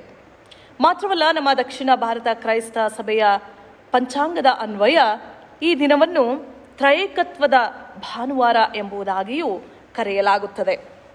ವಿದ್ಯಾರ್ಥಿಗಳ ಭಾನುವಾರದ ಈ ದಿನದಲ್ಲಿ ನಮ್ಮ ಸಭೆಗಳಲ್ಲಿ ಇರುವಂಥ ಎಲ್ಲ ವಿದ್ಯಾರ್ಥಿಗಳಿಗೂ ವಿಶೇಷವಾದಂಥ ಶುಭಾಶಯಗಳನ್ನು ಕೋರುತ್ತಾ ದೇವರ ಆಶೀರ್ವಾದಕ್ಕಾಗಿ ಪ್ರಾರ್ಥನೆಯನ್ನು ಮಾಡುವವರಾಗಿದ್ದೇವೆ. ದೇವರು ತನ್ನ ದೈವಿಕವಾದಂಥ ಜ್ಞಾನದಿಂದಲೂ ತನ್ನ ದಯೆಯಿಂದಲೂ ಎಲ್ಲ ವಿದ್ಯಾರ್ಥಿಗಳನ್ನು, ನಮ್ಮ ಪ್ರೀತಿಯ ಮಕ್ಕಳನ್ನು ತುಂಬಿಸಲಿ. ದೈಹಿಕವಾಗಿಯೂ, ಬೌದ್ಧಿಕವಾಗಿಯೂ, ಆತ್ಮಿಕವಾಗಿಯೂ ಮಕ್ಕಳು ಉತ್ತಮವಾದ ಪ್ರಜೆಗಳಾಗಿ ರೂಪುಗೊಳ್ಳುವಂತೆ ದೇವರು ತನ್ನ ಸಂಪೂರ್ಣವಾದ ಆಶೀರ್ವಾದವನ್ನು ನಮ್ಮ ಎಲ್ಲ ಮಕ್ಕಳಿಗೂ, ವಿದ್ಯಾರ್ಥಿಗಳಿಗೂ ಅನುಗ್ರಹಿಸಲಿ ಎಂಬುದಾಗಿ ನಾವು ಸಭೆಯಾಗಿ ಶುಭವನ್ನು ಕೋರುತ್ತಾ ಅವರಿಗಾಗಿ ನಾವು ಪ್ರಾರ್ಥನೆಯನ್ನು ಮಾಡುವವರಾಗಿದ್ದೇವೆ. ದೇವರ ವಾಕ್ಯದ ಕಡೆಗೆ ನಾವು ನಮ್ಮ ಗಮನವನ್ನು ಹರಿಸೋಣ. ಜ್ಞಾನೋಕ್ತಿಗಳ ಪುಸ್ತಕ 2ನೇ ಅಧ್ಯಾಯ 6ನೇ ವಚನವನ್ನು ನಾವು ಗಮನಿಸುವಾಗ ಅಲ್ಲಿ ಬರೆಯಲ್ಪಟ್ಟಿರುವಂಥ ಮಾತು, ಯೆಹೋವನೇ ಜ್ಞಾನವನ್ನು ಕೊಡುವಾತನು, ಆತನ ಬಾಯಿಯಿಂದಲೇ ತಿಳುವಳಿಕೆಯು ವಿವೇಕವು ಹೊರಟು ಬರುತ್ತವೆ ಎಂಬುದಾಗಿ. For the lord gives wisdom, for his mouth, from his mouth come knowledge and understanding. ದೇವರೇ ಜ್ಞಾನವನ್ನು ಕೊಡುವಾತನು, ಆತನ ಬಾಯಿಂದಲೇ ತಿಳುವಳಿಕೆಯು ವಿವೇಕವು ಹೊರಟು ಬರುತ್ತದೆ. ಕರ್ತನಲ್ಲಿ ಪ್ರೀತಿಯುಳ್ಳ ದೈವ ಜನರೇ, ನಮ್ಮ ಮಕ್ಕಳ ವಿದ್ಯಾಭ್ಯಾಸಕ್ಕಾಗಿ ಶೈಕ್ಷಣಿಕ ವಿಚಾರದಲ್ಲಿ ಹೆತ್ತವರಾಗಿ ವಿಶೇಷವಾದಂಥ ಕಾಳಜಿಯನ್ನು ನಾವು ವಹಿಸುತ್ತೇವೆ, ವಿಶೇಷವಾದಂಥ ಜವಾಬ್ದಾರಿಯನ್ನು ನಾವು ಹೊತ್ತವರಾಗಿದ್ದೇವೆ. ನಮ್ಮ ಮಕ್ಕಳು ಉತ್ತಮವಾದಂಥ ಶಾಲೆಗಳಲ್ಲಿ ವಿದ್ಯಾಭ್ಯಾಸವನ್ನು ಮಾಡಬೇಕು. ನಮ್ಮ ಮಕ್ಕಳು ಉತ್ತಮವಾದಂಥ ರೀತಿಯಲ್ಲಿ ತಮ್ಮ ವಿದ್ಯಾಭ್ಯಾಸದಲ್ಲಿ ಮುಂದೆ ಸಾಗಬೇಕು, ಜ್ಞಾನವನ್ನು ವಿವೇಕವನ್ನು ಪಡೆದುಕೊಳ್ಳಬೇಕು, ಉತ್ತಮ ಶ್ರೇಣಿಯಲ್ಲಿ ಉತ್ತಮವಾದಂಥ ಸ್ಥಾನದಲ್ಲಿ ಅವರು ಮುಂದೆ ಬರಬೇಕು ಎನ್ನುವಂಥ ಆಲೋಚನೆ ತಂದೆ ತಾಯಿಗಳಾಗಿರುವಂಥ ನಮ್ಮೆಲ್ಲರದ್ದು ಆಗಿದೆ. ಆದರೆ ಜ್ಞಾನದಾಯಕನೂ ಜ್ಞಾನ ಸಂಪನ್ನನೂ ಜ್ಞಾನದ ಮೂಲನೂ ಆಗಿರುವಂಥ ನಮ್ಮ ತಂದೆಯಾದಂಥ ದೇವರು ಮಾತ್ರವೇ ಜ್ಞಾನವನ್ನು ಕೊಡುವಾತನು. ಆತನ ಬಾಯಿಂದಲೇ ತಿಳುವಳಿಕೆಯು ವಿವೇಕವು ಹೊರಟು ಬರುತ್ತದೆ ಎಂಬುದಾಗಿ ದೇವರ ವಾಕ್ಯವು ನಮಗೆ ತಿಳಿಸುವಂಥದ್ದಾಗಿದೆ. ಎಫೆಸದವರಿಗೆ ಬರೆದಂಥ ಪತ್ರಿಕೆಯಲ್ಲಿ ನಾವು ಗಮನಿಸುವಾಗ, ಎಫೆಸದವರಿಗೆ ಬರೆದಂಥ ಪತ್ರಿಕೆ 5ನೇ ಅಧ್ಯಾಯ 15-16 ವಚನವನ್ನು ಗಮನಿಸುವಾಗ, ಜ್ಞಾನವಿಲ್ಲದವರಾಗಿರದೆ ಜ್ಞಾನವಂತರಾಗಿರ್ರಿ. ಈ ದಿನಗಳು ಕೆಟ್ಟವುಗಳಾಗಿವೆ. ಆದುದರಿಂದ ಕಾಲವನ್ನು ಸುಮ್ಮನೆ ಕಳಕೊಳ್ಳದೆ ಅದನ್ನು ಬೆಲೆಯುಳ್ಳದ್ದೆಂದು ಉಪಯೋಗಿಸಿರಿ. ಬುದ್ಧಿಹೀನರಾಗಿ ನಡೆಯದೆ ಕರ್ತನ ಚಿತ್ತವೇನೆಂಬುದನ್ನು ವಿಚಾರಿಸಿ ತಿಳಿದವರಾಗಿರ್ರಿ ಎಂಬುದಾಗಿ ಪೌಲನು ಎಫೆಸದವರಿಗೆ ಆತನು ಬರೆಯುತ್ತಾನೆ. ಜ್ಞಾನವಿಲ್ಲದವರಾಗಿರದೆ ಜ್ಞಾನವಂತರಾಗಿರ್ರಿ. ಈ ಲೋಕದ ನಮ್ಮ ಜೀವನದ ಯಾತ್ರೆಯಲ್ಲಿ ನಾವು ಮುಂದೆ ಸಾಗಬೇಕಾದರೆ ನಮ್ಮ ಸ್ವಂತ ಜ್ಞಾನ, ನಮ್ಮ ಸ್ವಂತ ಸಾಮರ್ಥ್ಯ, ನಮ್ಮಲ್ಲಿರುವಂಥ ವಿವೇಕ ತಿಳುವಳಿಕೆಯಿಂದ ನಾವು ಈ ಲೋಕದ ಹೋರಾಟದಲ್ಲಿ ಮುಂದೆ ಸಾಗಲು ಸಾಧ್ಯವಿಲ್ಲ. ಇಲ್ಲವೇ ಈ ಲೋಕದಲ್ಲಿ ನಾವು ನಮ್ಮ ಜೀವನದಲ್ಲಿ ಜಯವನ್ನು ಸಾಧಿಸಲು ಸಾಧ್ಯವಿಲ್ಲ. ಆದುದರಿಂದ ದೇವರ ವಾಕ್ಯ ಹೇಳುವಂಥದ್ದು, ಜ್ಞಾನವಿಲ್ಲದವರಾಗಿರದೆ ಜ್ಞಾನವಂತರಾಗಿರ್ರಿ. ಜ್ಞಾನವಂತರಾಗಿ ನೀವು ನಡೆದುಕೊಳ್ಳಿರಿ. ಯಾಕೆಂದರೆ ಈ ದಿನಗಳು ಕೆಟ್ಟವುಗಳಾಗಿವೆ. ಮಾತ್ರವಲ್ಲ, ಕಾಲವನ್ನು ಸುಮ್ಮನೆ ಕಳಕೊಳ್ಳದೆ ಅದನ್ನು ಬೆಲೆಯುಳ್ಳದೆಂದು ಉಪಯೋಗಿಸಿ ಬುದ್ಧಿಹೀನರಾಗಿ ನಡೆಯದೆ ಕರ್ತನ ಚಿತ್ತ ಏನು ಎನ್ನುವುದನ್ನು ವಿವೇಚಿಸಿ ನೀವು ತಿಳಿದುಕೊಳ್ಳಿರಿ ಎಂಬುದಾಗಿ ದೇವರ ವಾಕ್ಯ ಹೇಳ್ತದೆ. ಈ ವಿವೇಚನೆ, ಈ ತಿಳುವಳಿಕೆ, ಈ ವಿವೇಕ ಇವೆಲ್ಲವೂ ನಮಗೆ ಸಿಕ್ಕುವಂಥದ್ದು ದೇವರಿಂದಲೇ. ಇನ್ನು ಯಾಕೋಬನ ಪತ್ರಿಕೆ 3ನೇ ಅಧ್ಯಾಯ 17ನೇ ವಚನದಲ್ಲಿ ನಾವು ಗಮನಿಸುವಾಗ ದೇವರ ವಾಕ್ಯ ಹೇಳುವಂಥದ್ದು, ಮೇಲನಿಂದ ಬರುವ ಜ್ಞಾನವು ಅದು ಪರಿಶುದ್ಧವಾದದ್ದು. ದೇವರಿಂದ ಸಿಕ್ಕುವಂಥ ಜ್ಞಾನ, ದೇವರಿಂದ ನಮಗೆ ಸಿಕ್ಕುವಂಥ ತಿಳುವಳಿಕೆ, ವಿವೇಕ ಅದು ಪರಿಶುದ್ಧವಾದದ್ದು. Wisdom that comes from heaven is first of all pure. ಪರಿಶುದ್ಧವಾದಂತಹ ಜ್ಞಾನ, ಅದರಲ್ಲಿ ಕಪಟವಿಲ್ಲ, ಕಲ್ಮಶವಿಲ್ಲ, ಚಂಚಲತೆ ಇಲ್ಲ. ಅದು ಪರಿಶುದ್ಧವಾದದ್ದು, ಸಮಾಧಾನಕರವಾದದ್ದು, ವಿನಯವುಳ್ಳದ್ದು, ಕರುಣೆ ಉಳ್ಳದ್ದು ಎಂಬುದಾಗಿ ದೇವರ ವಾಕ್ಯವು ಹೇಳುತ್ತದೆ. ನಮ್ಮ ಜೀವನದಲ್ಲಿ ಪರಿಶುದ್ಧತೆ, ಸಮಾಧಾನ, ವಿನಯತೆ, ಕರುಣೆ ಎನ್ನುವಂಥ ಗುಣಲಕ್ಷಣಗಳು ಇರುವುದಾದರೆ ಅದು ದೇವರಿಂದ ದೊರಕಿರುವಂಥ ಜ್ಞಾನದಿಂದ, ಅದು ದೇವರಿಂದ ನಮಗೆ ಸಿಕ್ಕಿರುವಂಥ ತಿಳುವಳಿಕೆಯಿಂದ, ವಿವೇಕದಿಂದ. ಇನ್ನು ಜ್ಞಾನೋಕ್ತಿಗಳ ಪುಸ್ತಕ 16ನೇ ಅಧ್ಯಾಯ 16ನೇ ವಚನವನ್ನು ಗಮನಿಸುವಾಗ, ಬಂಗಾರಕ್ಕಿಂತಲೂ ಜ್ಞಾನವನ್ನು ಪಡೆಯುವುದು ಮೇಲು ಎಂಬುದಾಗಿ ದೇವರ ವಾಕ್ಯ ಹೇಳ್ತದೆ. ಈ ಲೋಕದಲ್ಲಿ ಮನುಷ್ಯರಿಗೆ ಅತಿ ಹೆಚ್ಚು ಪ್ರಿಯವಾದದ್ದು ಬಂಗಾರ, ಚಿನ್ನ, ಅತಿ ಬೆಲೆಯುಳ್ಳದ್ದು. ಈ ದಿನಮಾನಗಳಲ್ಲಿ ಚಿನ್ನದ ಬೆಲೆ ಅದು ಗಗನದ ಎತ್ತರಕ್ಕೆ ಬೆಳೆಯುತ್ತಾ ಇದೆ. ಆದರೆ ದೇವರ ವಾಕ್ಯ ಹೇಳ್ತದೆ, ಬಂಗಾರಕ್ಕಿಂತಲೂ ಬೆಲೆಯುಳ್ಳದ್ದನ್ನು ನೀವು ಪಡೆದುಕೊಳ್ಳುವುದಕ್ಕಿಂತಲೂ, ಬೆಲೆಯುಳ್ಳಂಥ ಬಂಗಾರವನ್ನು ನಿಮ್ಮದನ್ನಾಗಿ ನೀವು ಮಾಡಿಕೊಳ್ಳುವುದಕ್ಕಿಂತಲೂ ಜ್ಞಾನವನ್ನು ಪಡೆಯುವುದು, ದೇವರಿಂದ ಬರುವಂಥ ಪರಿಶುದ್ಧವಾದಂಥ, ಸಮಾಧಾನಕರವಾದಂಥ, ವಿನಯವುಳ್ಳಂಥ, ಕರುಣೆಯುಳ್ಳಂಥ ಜ್ಞಾನವನ್ನು ನೀವು ಪಡೆದುಕೊಳ್ಳುವುದು ಮೇಲು ಎಂಬುದಾಗಿ ದೇವರ ವಾಕ್ಯ ನಮಗೆ ಸ್ಪಷ್ಟಪಡಿಸುವಂಥದ್ದನ್ನು ನಾವು ಗಮನಿಸುವವರಾಗಿದ್ದೇವೆ. ಇನ್ನು ಜ್ಞಾನೋಕ್ತಿಗಳು 19:8 ವಚನದಲ್ಲಿ, ಬುದ್ಧಿಯನ್ನು ಸಂಪಾದಿಸುವವನು ತನಗೆ ತಾನೇ ಮಿತ್ರನು ಎಂಬುದಾಗಿ ದೇವರ ವಾಕ್ಯ ತಿಳಿಸುತ್ತದೆ. ದೇವರಿಂದ ಸಿಕ್ಕುವಂಥ ಬುದ್ಧಿ, ದೇವರಿಂದ ಸಿಕ್ಕುವಂಥ ಜ್ಞಾನ, ವಿಸ್ಡಮ್, ನಾಲೆಡ್ಜ್, ಇದನ್ನು ಪಡೆದುಕೊಳ್ಳುವವನು, ಇದನ್ನು ಸಂಪಾದಿಸುವವನು ತನಗೆ ತಾನೇ ಮಿತ್ರನು. He himself is a friend for himself. ತನಗೆ ತಾನೇ ಮಿತ್ರನು ಎಂಬುದಾಗಿ ದೇವರ ವಾಕ್ಯ ತಿಳಿಸುತ್ತದೆ. ಇನ್ನು ಜ್ಞಾನೋಕ್ತಿ 15:33 ವಚನವನ್ನು ಗಮನಿಸುವಾಗ ಯೆಹೋವನ ಭಯವೇ ಜ್ಞಾನಕ್ಕೆ ಮೂಲ ಎಂಬುದಾಗಿ, wisdom's instruction is to fear the Lord. ಯೆಹೋವನ ಭಯ, ದೇವರ ಭಯ ಎನ್ನುವಂಥದ್ದು ನಮಗೆ ಇರುವಾಗ, ದೇವರ ಕಡೆಗೆ ಭಯಭಕ್ತಿಯುಳ್ಳವರಾಗಿ ನಾವು ಜೀವಿಸುವಾಗ ಆ ಜ್ಞಾನ ಎನ್ನುವಂಥದ್ದನ್ನು ದೇವರು ನಮಗೆ ಅನುಗ್ರಹಿಸಿ ಕೊಡುವಾತನಾಗಿದ್ದಾನೆ. ಜ್ಞಾನೋಕ್ತಿಗಳು 1ನೇ ಅಧ್ಯಾಯ 7ನೇ ವಚನ, fear of the lord is the beginning of wisdom. ಯೆಹೋವನ ಭಯವೇ ತಿಳುವಳಿಕೆಗೆ ಮೂಲವು ಎಂಬುದಾಗಿ ಸೊಲೊಮೋನನು ಬರೆಯುವಂಥದ್ದನ್ನು ನಾವು ಗಮನಿಸುತ್ತೇವೆ. ಯೆಹೋವನ ಭಯ, ದೇವರ ಭಯ. ಈ ದಿನಮಾನಗಳಲ್ಲಿ ಪ್ರಿಯರೇ, ವಿದ್ಯಾರ್ಥಿಗಳ ಭಾನುವಾರ. ಈ ದಿಸೆಯಲ್ಲಿ ಹೆತ್ತವರಾಗಿ, ತಂದೆ ತಾಯಿಗಳಾಗಿ, ಒಡ ಹುಟ್ಟಿದವರಾಗಿ ನಮ್ಮ ಮಕ್ಕಳನ್ನು, ನಮ್ಮ ವಿದ್ಯಾರ್ಥಿಗಳನ್ನು ದೇವರ ಭಯದಲ್ಲಿ, ಕ್ರೈಸ್ತ ನಂಬಿಕೆಯಲ್ಲಿ, ಕ್ರೈಸ್ತ ವಿಶ್ವಾಸದಲ್ಲಿ, ಕ್ರೈಸ್ತ ಶಿಕ್ಷಣದಲ್ಲಿ ನಾವು ಬೆಳೆಸುತ್ತಿದ್ದೇವ. ನಮ್ಮ ಮಕ್ಕಳಿಗೆ, ನಮ್ಮ ವಿದ್ಯಾರ್ಥಿಗಳಿಗೆ ಬಾಲ್ಯದಿಂದಲೇ ದೇವರ ಭಯ ಎನ್ನುವಂಥದ್ದು, ದೇವರ ಮೇಲಿನ ಭಕ್ತಿ ಎನ್ನುವಂಥದ್ದು ಎಷ್ಟರ ಮಟ್ಟಿಗೆ ಇವೆ ಎನ್ನುವಂಥದ್ದನ್ನು ಪರೀಕ್ಷಿಸಿಕೊಳ್ಳಬೇಕಾದಂಥ ಸಮಯ ಮಾತ್ರವಲ್ಲ, ಈ ಒಂದು ಪರೀಕ್ಷಿಸಿಕೊಳ್ಳಬೇಕಾದಂಥ ಸನ್ನಿವೇಶಕ್ಕೆ ದೇವರು ನಮ್ಮನ್ನು, ನಮ್ಮ ಜೀವಿತಗಳನ್ನು ಆತನು ನಡೆಸುತ್ತಿದ್ದಾನೆ. ಈ ದಿನಮಾನಗಳಲ್ಲಿ ಪ್ರಿಯರೇ, ನಮ್ಮ ಸುತ್ತಲೂ, ನಮ್ಮ ಪ್ರಪಂಚದಲ್ಲಿ ಇರುವಂಥ ಸ್ಥಿತಿಗತಿಗಳನ್ನು ನಾವು ಗಮನಿಸುವಾಗ ನಮ್ಮ ಮಕ್ಕಳ ಭವಿಷ್ಯತ್ತು ಏನಾಗುತ್ತದೋ ಎನ್ನುವಂಥ ಸಂಗತಿಯು ನಮಗೆ ಅರ್ಥವಾಗದೆ ಉಳಿದಿರುವಂಥದ್ದಾಗಿದೆ.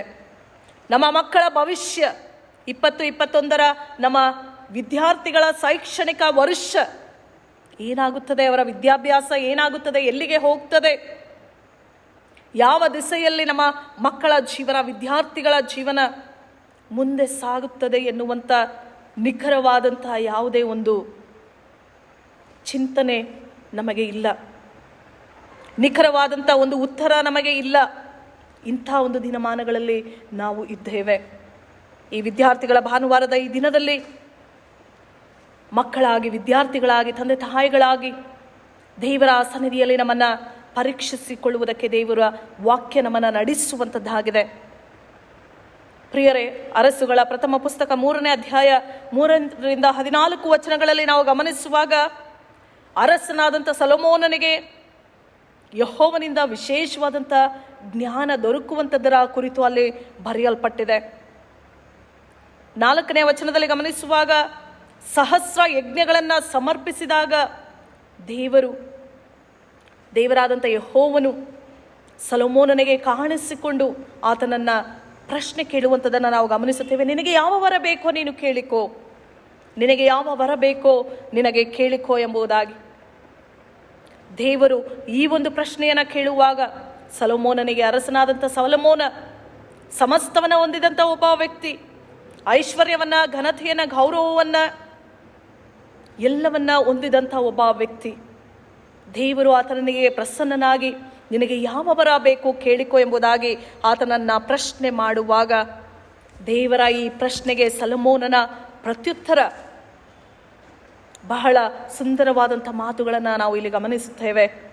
ಬಹಳ ಉಪಯುಕ್ತವಾದಂಥ ಮಾತುಗಳನ್ನು ಭಕ್ತನಾದಂಥ ಸೊಲೊಮೋನ ಇಲ್ಲಿ ಹೇಳುವಂಥದ್ದನ್ನು ನಾವು ಕಾಣುತ್ತೇವೆ. 8ನೇ ವಚನದಲ್ಲಿ ಆತನು ಹೇಳುವಂಥ ಮಾತು, ನಿನ್ನ ಸೇವಕನಾದ ನಾನು ಇನ್ನೂ ಚಿಕ್ಕವನು ದೇವರ ಎದುರಿನಲ್ಲಿ. ಒಬ್ಬ ಅರಸ, ಇಸ್ರಾಯೇಲ್ಯರನ್ನು ಆಳುತ್ತಿದ್ದಂಥ ಅರಸ, ಸಮಸ್ತವನ್ನ ತನ್ನ ಜೀವನದಲ್ಲಿ ಹೊಂದಿಕೊಂಡಿದ್ದಂತಹ ಅರಸ ದೇವರ ಸನ್ನಿಧಿಯಲ್ಲಿ ಬಹಳ ವಿನಯತೆಯಿಂದಲೂ ದೀನತೆಯಿಂದಲೂ ಆತನು ಹೇಳುವಂಥ ಮಾತು, ನಿನ್ನ ಸೇವಕನಾದಂಥ ನಾನು ಇನ್ನೂ ಚಿಕ್ಕವನು, ವ್ಯವಹಾರ ಜ್ಞಾನವಿಲ್ಲದವನು. ಈ ರೀತಿಯಾಗಿ ದೇವರ ಸನ್ನಿಧಿಯಲ್ಲಿ ತನ್ನನ್ನು ತಾನು ತಗ್ಗಿಸಿಕೊಳ್ಳುವಂಥದ್ದನ್ನು, ದೇವರಲ್ಲಿ ಭಯವನ್ನು, ಭಕ್ತಿಯನ್ನು ತೋರಿಸುವಂಥದ್ದನ್ನು ನಾವು ಗಮನಿಸುತ್ತೇವೆ. 9ನೇ ವಚನದಲ್ಲಿ ಆತನು ಹೇಳುವಂಥ ಮಾತು, ಆಳುವುದಕ್ಕೂ ನ್ಯಾಯಗಳನ್ನು ಕಂಡು ಹಿಡಿಯುವುದಕ್ಕೂ ನನಗೆ ವಿವೇಕವನ್ನು ದಯಪಾಲಿಸು. ಜನರನ್ನು ಆಳುವುದಕ್ಕೂ ನ್ಯಾಯಗಳನ್ನು ಕಂಡು ಹಿಡಿಯುವುದಕ್ಕೂ ನನಗೆ ವಿವೇಕವನ್ನು ದಯಪಾಲಿಸು. ದೇವರ ಸನ್ನಿಧಿಯಲ್ಲಿ ಆತನು ಕೇಳಿಕೊಳ್ಳುವಂಥದ್ದು.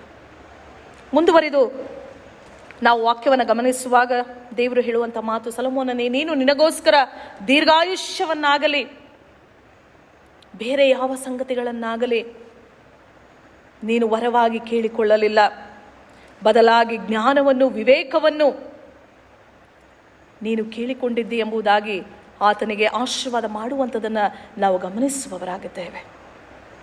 ಈ ದಿನಮಾನಗಳಲ್ಲಿ ಪ್ರಿಯರೇ, ಹೆತ್ತವರಾಗಿ ಮಕ್ಕಳ ಕಡೆಗೆ ನಮ್ಮ ಜವಾಬ್ದಾರಿ. ದೀಕ್ಷಾ ಸ್ನಾನದಲ್ಲಿ ಹೆತ್ತವರಾಗಿ ಮಕ್ಕಳ ಪ್ರತಿನಿಧಿಗಳಾಗಿ ದೇವರ ಸನ್ನಿಧಿಯಲ್ಲಿ ನಾವು ಮಾತು ಕೊಡುತ್ತೇವೆ. ನಾವು ನಮ್ಮ ಮಕ್ಕಳನ್ನು ಕ್ರೈಸ್ತ ವಿಶ್ವಾಸದಲ್ಲಿ, ಕ್ರೈಸ್ತ ನಂಬಿಕೆಯಲ್ಲಿ, ಕ್ರೈಸ್ತ ಭಯಭಕ್ತಿಯಲ್ಲಿ, ದೈವ ಜ್ಞಾನದಲ್ಲಿ ನಾವು ನಮ್ಮ ಮಕ್ಕಳನ್ನು ಬೆಳೆಸುತ್ತೇವೆ, ಪೋಷಿಸುತ್ತೇವೆ. ಆ ಮಕ್ಕಳು ಬೆಳೆದು ಸಭೆಯಲ್ಲಿ ದೃಢವಾಗಿ ನಿಲ್ಲುವಂತೆ ಆ ಮಕ್ಕಳಿಗೆ ದೃಢೀಕರಣವನ್ನು ನಾವು ಮಾಡಿಸುತ್ತೇವೆ. ರಕ್ಷಣೆಯ ಅನುಭವಕ್ಕೆ ನಮ್ಮ ಮಕ್ಕಳನ್ನು ನಾವು ನಡೆಸುತ್ತೇವೆ ಎಂಬುದಾಗಿ ತಂದೆ ತಾಯಿಗಳಾಗಿ ನಾವು ಮಾತು ಕೊಡುತ್ತೇವೆ. ಈ ದಿನದಲ್ಲಿ ನಮ್ಮ ಮಕ್ಕಳು, ನಮ್ಮ ಮನೆಗಳಲ್ಲಿ ಇರುವಂಥ ವಿದ್ಯಾರ್ಥಿಗಳ ಜೀವನ ಹೇಗಿದೆ? ದೈವ ಜ್ಞಾನ ಎನ್ನುವಂಥದ್ದು, ದೇವರ ದಯೆ ಎನ್ನುವಂಥದ್ದು, ದೇವರಿಂದ ದೊರಕುವಂಥ ವಿವೇಕ, ತಿಳುವಳಿಕೆ ನಮ್ಮ ಮಕ್ಕಳ ಜೀವನದಲ್ಲಿ ನೆಲೆಯಾಗಿದೆಯಾ? ನಮ್ಮ ಮಕ್ಕಳ ಜೀವನದಲ್ಲಿ ದೈವಿಕವಾದಂಥ ಜ್ಞಾನ, ದೈವಿಕವಾದಂಥ ಆಶೀರ್ವಾದ ತುಂಬಿದೆಯಾ? ಸೊಲೊಮೋನನಲ್ಲಿ ಇದ್ದಂಥ ಒಂದು ದೀನತೆ, ವಿನಯ ನಮ್ಮ ಮಕ್ಕಳಲ್ಲಿ ದೇವರ ಎದುರಿನಲ್ಲಿ ಈ ದಿನದಲ್ಲಿ ನಾವು ಕಾಣುತ್ತೇವಾ? ನಾನು ಇನ್ನೂ ಚಿಕ್ಕವನು, ವ್ಯವಹಾರ ಜ್ಞಾನವಿಲ್ಲದವನು ಎಂಬುದಾಗಿ ದೇವರ ಸನ್ನಿಧಿಯಲ್ಲಿ ತಗ್ಗಿಸಿಕೊಳ್ಳುವಂಥ ಸ್ವಭಾವ ಸೊಲೊಮೋನನಲ್ಲಿ, ದೇವರ ಸನ್ನಿಧಿಯಲ್ಲಿ ತನ್ನನ್ನು ದೀನತೆಯಿಂದ ಕಾಣಿಸಿಕೊಳ್ಳುವಂಥ ಸ್ವಭಾವ ಸೊಲೊಮೋನನಲ್ಲಿ, ದೇವರ ಕಡೆಗೆ, ದೇವರ ಆಲಯದ ಕಡೆಗೆ, ದೇವರ ವಾಕ್ಯದ ಕಡೆಗೆ, ಭಾನುವಾರ ಶಾಲೆ ಮಾತ್ರವಲ್ಲ, ಕ್ರೈಸ್ತ ಶಿಕ್ಷಣವನ್ನು ನೀಡುವಂಥ ಸಭೆಯ ಇನ್ನಿತರ ಕಾರ್ಯಗಳ ಕಡೆಗೆ ನಮ್ಮ ಮಕ್ಕಳನ್ನು ನಾವು ಯಾವ ರೀತಿಯಲ್ಲಿ ನಡೆಸುತ್ತಿದ್ದೇವೆ, ಯಾವ ರೀತಿಯಲ್ಲಿ ನಮ್ಮ ಮಕ್ಕಳನ್ನು ನಾವು ಬೆಳೆಸುತ್ತಿದ್ದೇವೆ ಎನ್ನುವಂಥದ್ದು ಬಹಳ ಪ್ರಾಮುಖ್ಯವಾದಂಥ ಅಂಶವಾಗಿದೆ. ಪ್ರಿಯರೇ, ಓದಿ ಕೇಳಿದಂಥ ಜ್ಞಾನೋಕ್ತಿಗಳ ಪುಸ್ತಕದಲ್ಲಿ ನಾವು ಗಮನಿಸುವಾಗ ದೇವರ ವಾಕ್ಯ ನಮಗೆ ಸ್ಪಷ್ಟವಾಗಿ ತಿಳಿಸುವಂಥದ್ದಾಗಿದೆ. ಜ್ಞಾನೋಕ್ತಿಗಳ ಪುಸ್ತಕ 2ನೇ ಅಧ್ಯಾಯದ 1ರಿಂದ 12 ವಚನಗಳನ್ನು ಗಮನಿಸುವಾಗ, ನಿನ್ನ ಕಿವಿಯನ್ನು ಜ್ಞಾನದ ಕಡೆಗೂ ಹೃದಯವನ್ನು ವಿವೇಕದ ಕಡೆಗೂ ತಿರುಗಿಸು ಎಂಬುದಾಗಿ, ಕಂದ ಎಂಬುದಾಗಿ ಉಪದೇಶಿಸಿ ಹೇಳುವಂಥ ಮಾತುಗಳು. ಈ ದಿನದಲ್ಲಿ ನಮ್ಮ ಮಕ್ಕಳು ತಮ್ಮ ಕಿವಿಗಳನ್ನು ಜ್ಞಾನದ ಕಡೆಗೂ ಹೃದಯವನ್ನು ವಿವೇಕದ ಕಡೆಗೂ ತಿರುಗಿಸಬೇಕಾದಂಥ ಸಂದರ್ಭಗಳು ಪ್ರಿಯರೇ. ಈ ದಿನದಲ್ಲಿ ನಾವು ಟಿವಿ ನ್ಯೂಸ್ ಚಾನೆಲ್ಗಳನ್ನು ಆನ್ ಮಾಡುವುದಾದರೆ, ವೀಕ್ಷಿಸುವುದಾದರೆ, ನ್ಯೂಸ್ ಪೇಪರ್ಗಳನ್ನು ನಾವು ಓದುವುದಾದರೆ, ಎಲ್ಲೆಂದರಲ್ಲಿ ಮಕ್ಕಳು ಆತ್ಮಹತ್ಯೆ ಮಾಡಿಕೊಳ್ಳುವಂಥ ಸಾಮಾಜಿಕವಾದಂಥ ಪಿಡುಗು ತಲೆ ಎತ್ತಿ ನಿಂತಿರುವಂಥ ಒಂದು ಸ್ಥಿತಿಗತಿಗಳು ಪ್ರಿಯರೇ, ಬಹಳ ವಿಪರ್ಯಾಸದ ಸಂಗತಿಗಳು. 12 ವಯಸ್ಸಿನಲ್ಲಿ, 14 ವಯಸ್ಸಿನಲ್ಲಿ, ಬಹಳ ಚಿಕ್ಕ ವಯಸ್ಸಿನಲ್ಲಿ ನಮ್ಮ ಮಕ್ಕಳ ಜೀವನ, ವಿದ್ಯಾರ್ಥಿಗಳ ಜೀವನ ಅಂತ್ಯಗೊಳ್ಳುತ್ತಿರುವಂಥದ್ದು. ತಂದೆ ತಾಯಿಗಳಾಗಿ ನಮ್ಮ ಮಕ್ಕಳಿಗೆ ತಕ್ಕ ಸಮಯದಲ್ಲಿ ಕೊಡಬೇಕಾದಂಥ ಜ್ಞಾನ, ತಕ್ಕ ವಯಸ್ಸಿನಲ್ಲಿ ಮಕ್ಕಳನ್ನು, ಅವರ ಹೃದಯವನ್ನು ದೇವರ ಕಡೆಗೆ ತಿರುಗಿಸಬೇಕಾದಂಥ ಜವಾಬ್ದಾರಿ ನಮ್ಮೆಲ್ಲರ ಮೇಲಿದೆ. ತಂದೆ ತಾಯಿಗಳಾಗಿ, ಸಭೆಯಾಗಿ, ಸಮುದಾಯವಾಗಿ ಆ ಜವಾಬ್ದಾರಿಯನ್ನು, ಕರ್ತವ್ಯವನ್ನು ನಾವು ಹೊಂದಿದ್ದೇವೆ ಪ್ರಿಯರೇ. ಆದುದರಿಂದ ಸೊಲೊಮೋನನು ಹೇಳುವಂಥ ಮಾತು, ನಿನ್ನ ಕಿವಿಯನ್ನು ಜ್ಞಾನದ ಕಡೆಗೂ ಹೃದಯವನ್ನು ವಿವೇಕದ ಕಡೆಗೆ ತಿರುಗಿಸು. ಮುಂದುವರಿದು ನಾವು ಗಮನಿಸುವಾಗ 3ನೇ ವಚನದಲ್ಲಿ, ಬುದ್ಧಿಗಾಗಿ ಮೊರೆಯಿಟ್ಟು ವಿವೇಕಕ್ಕಾಗಿ ಕೂಗಿಕೋ.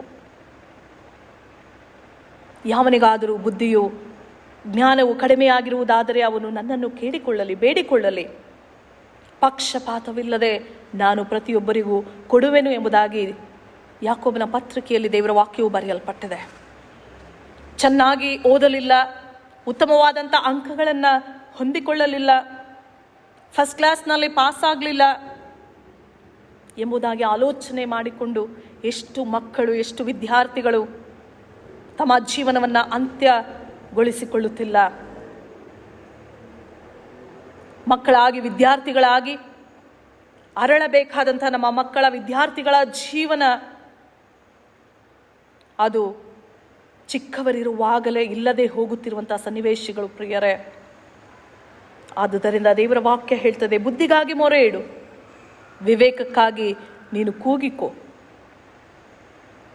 ದೇವರ ಸನ್ನಿಧಿಯಲ್ಲಿ ಬೇಡಿಕೊಳ್ಳುವಾಗ ಜ್ಞಾನಕ್ಕಾಗಿ, ವಿವೇಕಕ್ಕಾಗಿ ದೇವರ ಸನ್ನಿಧಿಯಲ್ಲಿ ಕೂಗಿಕೊಳ್ಳುವಾಗ ದೇವರು ಎಲ್ಲರಿಗೂ ಅನುಗ್ರಹಿಸಿ ಕೊಡುವಾತನಾಗಿದ್ದಾನೆ. ಮುಂದುವರೆದು ನಾವು ವಾಕ್ಯ ಭಾಗಗಳನ್ನು ಗಮನಿಸುವಾಗ ಪ್ರಿಯರೇ, ಯೇಸು ಸ್ವಾಮಿಯು 12 ವರ್ಷದ ಬಾಲಕನಾಗಿರುವಾಗ ಲೂಕನು ಬರೆದಂಥ ಸುವಾರ್ತೆಯಲ್ಲಿ ಓದಿ ಕೇಳಿದಂಥ ಸುವಾರ್ಥ ಭಾಗದಲ್ಲಿ ನಾವು ಗಮನಿಸುತ್ತೇವೆ. ದೇವರ ವಾಕ್ಯ ಆತನ ಕುರಿತು ನಮಗೆ ತಿಳಿಸುವಂಥದ್ದು ಏನಂತಂದರೆ 2ನೇ ಅಧ್ಯಾಯದ 52ನೇ ವಚನ, ಯೇಸು ಜ್ಞಾನದಲ್ಲಿಯೂ ದೇಹಬಲದಲ್ಲಿಯೂ ವೃದ್ಧಿಯಾಗುತ್ತಾ ಬಂದನು, ಇದಲ್ಲದೆ ದೇವರ ಮತ್ತು ಮನುಷ್ಯರ ದಯೆ ಆತನ ಮೇಲೆ ಹೆಚ್ಚಾಗುತ್ತಾ ಬಂತು. 12 ವರ್ಷದ ಬಾಲಕ. ಪ್ರತಿ ವರ್ಷದ ಹಾಗೆ ತಂದೆ ತಾಯಿಗಳೊಂದಿಗೆ ಆತನು ಪಸ್ಕ ಹಬ್ಬದ ಜಾತ್ರೆಗೆ ಯೆರೂಸಲೇಮಿಗೆ ಹೋದಂಥ ಒಂದು ಸಂದರ್ಭ ಪ್ರಿಯರೇ. ಬಾಲಕನಾಗಿರುವಂಥ ಯೇಸು ಸ್ವಾಮಿ 12 ವರ್ಷದ ಬಾಲಕ ಅಲ್ಲಿ ನಡೆಯುವಂಥ ಸನ್ನಿವೇಶವನ್ನು ನಾವು ಗಮನಿಸುವಾಗ 3 ದಿನದ ಮೇಲೆ ಆತನನ್ನು ದೇವಾಲಯದಲ್ಲಿ ಕಾಣುವಂಥದ್ದು. ತಂದೆ ತಾಯಿಗಳು ತಮ್ಮ ಸ್ಥಳಕ್ಕೆ ಹಿಂತಿರುಗಿ ಬಂದು ತಮ್ಮ ಮಗನು ತಮ್ಮೊಂದಿಗೆ ಇಲ್ಲದೇ ಇರುವಂಥದ್ದನ್ನು ಕಂಡವರಾಗಿ ಹಿಂತಿರುಗಿ ಅವರು ದೇವಾಲಯಕ್ಕೆ ಹೋಗಿ ನೋಡುವಾಗ 3 ದಿನದ ನಂತರ ಆತನು ದೇವಾಲಯದಲ್ಲಿ ಇರುವಂಥದ್ದನ್ನು ತಂದೆ ತಾಯಿಗಳು ಕಾಣುತ್ತಾರೆ. ಆತನು ಎಲ್ಲಿದ್ದನು, 12 ವರ್ಷದ ಬಾಲಕ ಎಲ್ಲಿದ್ದನು ಎಂಬುದಾಗಿ ಗಮನಿಸುವಾಗ ಆತನು ಬೋಧಕರ ನಡುವೆ ಕುಳಿತುಕೊಂಡು ಅವರ ಉಪದೇಶವನ್ನು ಕೇಳುತ್ತಾ ಪ್ರಶ್ನೆ ಮಾಡುತ್ತಾ ಇದ್ದನು.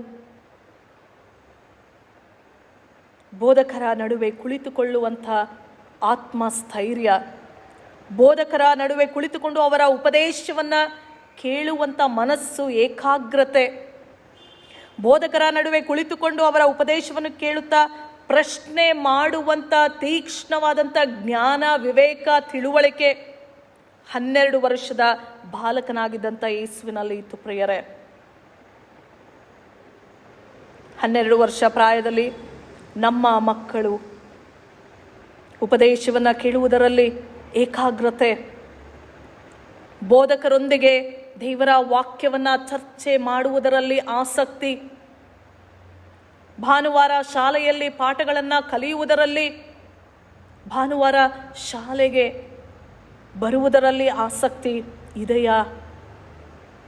12 ವರ್ಷದ ಬಾಲಕ ಯೇಸು, ಆತನು ದೇವರ ವಾಕ್ಯದಲ್ಲಿ ನಾವು ಗಮನಿಸುತ್ತೇವೆ, ಆತನು ಆಡಿದ ಮಾತುಗಳನ್ನು ಕೇಳಿದವರೆಲ್ಲರೂ ಆತನ ಬುದ್ಧಿಗೂ ಉತ್ತರಗಳಿಗೂ ಆಶ್ಚರ್ಯಪಟ್ಟರು. ತಂದೆ ತಾಯಿಗಳು ಆತನನ್ನು ಕಂಡು ಬೆರಗಾದರು. 12 ವಯಸ್ಸಿನಲ್ಲಿ ಯೇಸು ಸ್ವಾಮಿಗೆ ಇದ್ದಂಥ ಜ್ಞಾನ, ಯೇಸು ಸ್ವಾಮಿ ಆಡಿದಂಥ ಮಾತುಗಳು, ಆತನ ಬುದ್ಧಿ, ಆತನು ಕೊಟ್ಟಂಥ ಉತ್ತರಗಳು ಎಲ್ಲರೂ ಬೆಚ್ಚಿ ಬೆರಗಾಗುವಂತೆ, ಆಶ್ಚರ್ಯ ಪಡುವಂತೆ ನಡೆಸಿತು ಪ್ರಿಯರೇ. ಈ ದಿನಮಾನಗಳಲ್ಲಿ ವಿದ್ಯಾರ್ಥಿಗಳ ಭಾನುವಾರದ ಈ ದಿನದಲ್ಲಿ ಪ್ರಿಯರೇ, ತಂದೆ ತಾಯಿಗಳಾಗಿ, ವಿದ್ಯಾರ್ಥಿಗಳಾಗಿ ದೇವರ ವಾಕ್ಯದ ಅಡಿದಾವರಿಯಲ್ಲಿ ನಮ್ಮ ಜೀವಿತಗಳನ್ನು ನಾವು ಪರೀಕ್ಷಿಸಿಕೊಳ್ಳೋಣ. ದೇವರ ವಾಕ್ಯ ಹೇಳ್ತದೆ, ಈ ದಿನಗಳು ಕೆಟ್ಟ ದಿನಗಳಾಗಿವೆ. ಸುಮ್ಮನೆ ಸಮಯವನ್ನು ವ್ಯರ್ಥ ಮಾಡದೆ ದೇವರು ಅನುಗ್ರಹಿಸಿಕೊಟ್ಟಿರುವಂಥ ಈ ಸಮಯ ಅಮೂಲ್ಯವಾದದ್ದು ಎಂದು ಎಣಿಸಿ ಜ್ಞಾನದಿಂದ, ವಿವೇಕದಿಂದ, ತಿಳುವಳಿಕೆಯಿಂದ ನೀವು ನಡೆದುಕೊಳ್ಳಿರಿ ಎಂಬುದಾಗಿ ದೇವರ ವಾಕ್ಯ ನಮ್ಮನ್ನು ಪ್ರಬೋಧಿಸುವಂಥದ್ದಾಗಿದೆ.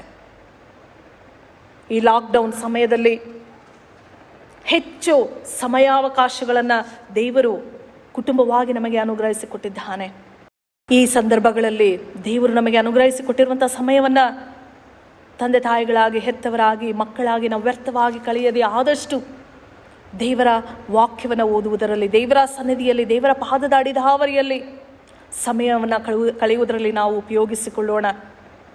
ಆ ಮೂಲಕ ದೈವಿಕವಾದಂಥ ಜ್ಞಾನವನ್ನು, ತಿಳುವಳಿಕೆಯನ್ನು, ವಿವೇಕವನ್ನು ದೇವರಿಂದ ಪಡೆದುಕೊಳ್ಳುವಂತೆ, ನಮ್ಮ ಮಕ್ಕಳ ಜೀವನ ಆಶೀರ್ವದಿಸಲ್ಪಡುವಂತೆ, ಮಾತ್ರವಲ್ಲ ಸುಂದರವಾದಂಥ ಜೀವಿತ ಭವಿಷ್ಯತ್ತು ನಮ್ಮ ಮಕ್ಕಳಿಗಾಗಿ ರೂಪುಗೊಳ್ಳುವಂತೆ ತಂದೆ ತಾಯಿಗಳಾಗಿ ನಾವು ನಮ್ಮ ಮಕ್ಕಳಿಗೆ ಸಹಕಾರಿಗಳಾಗಿರೋಣ.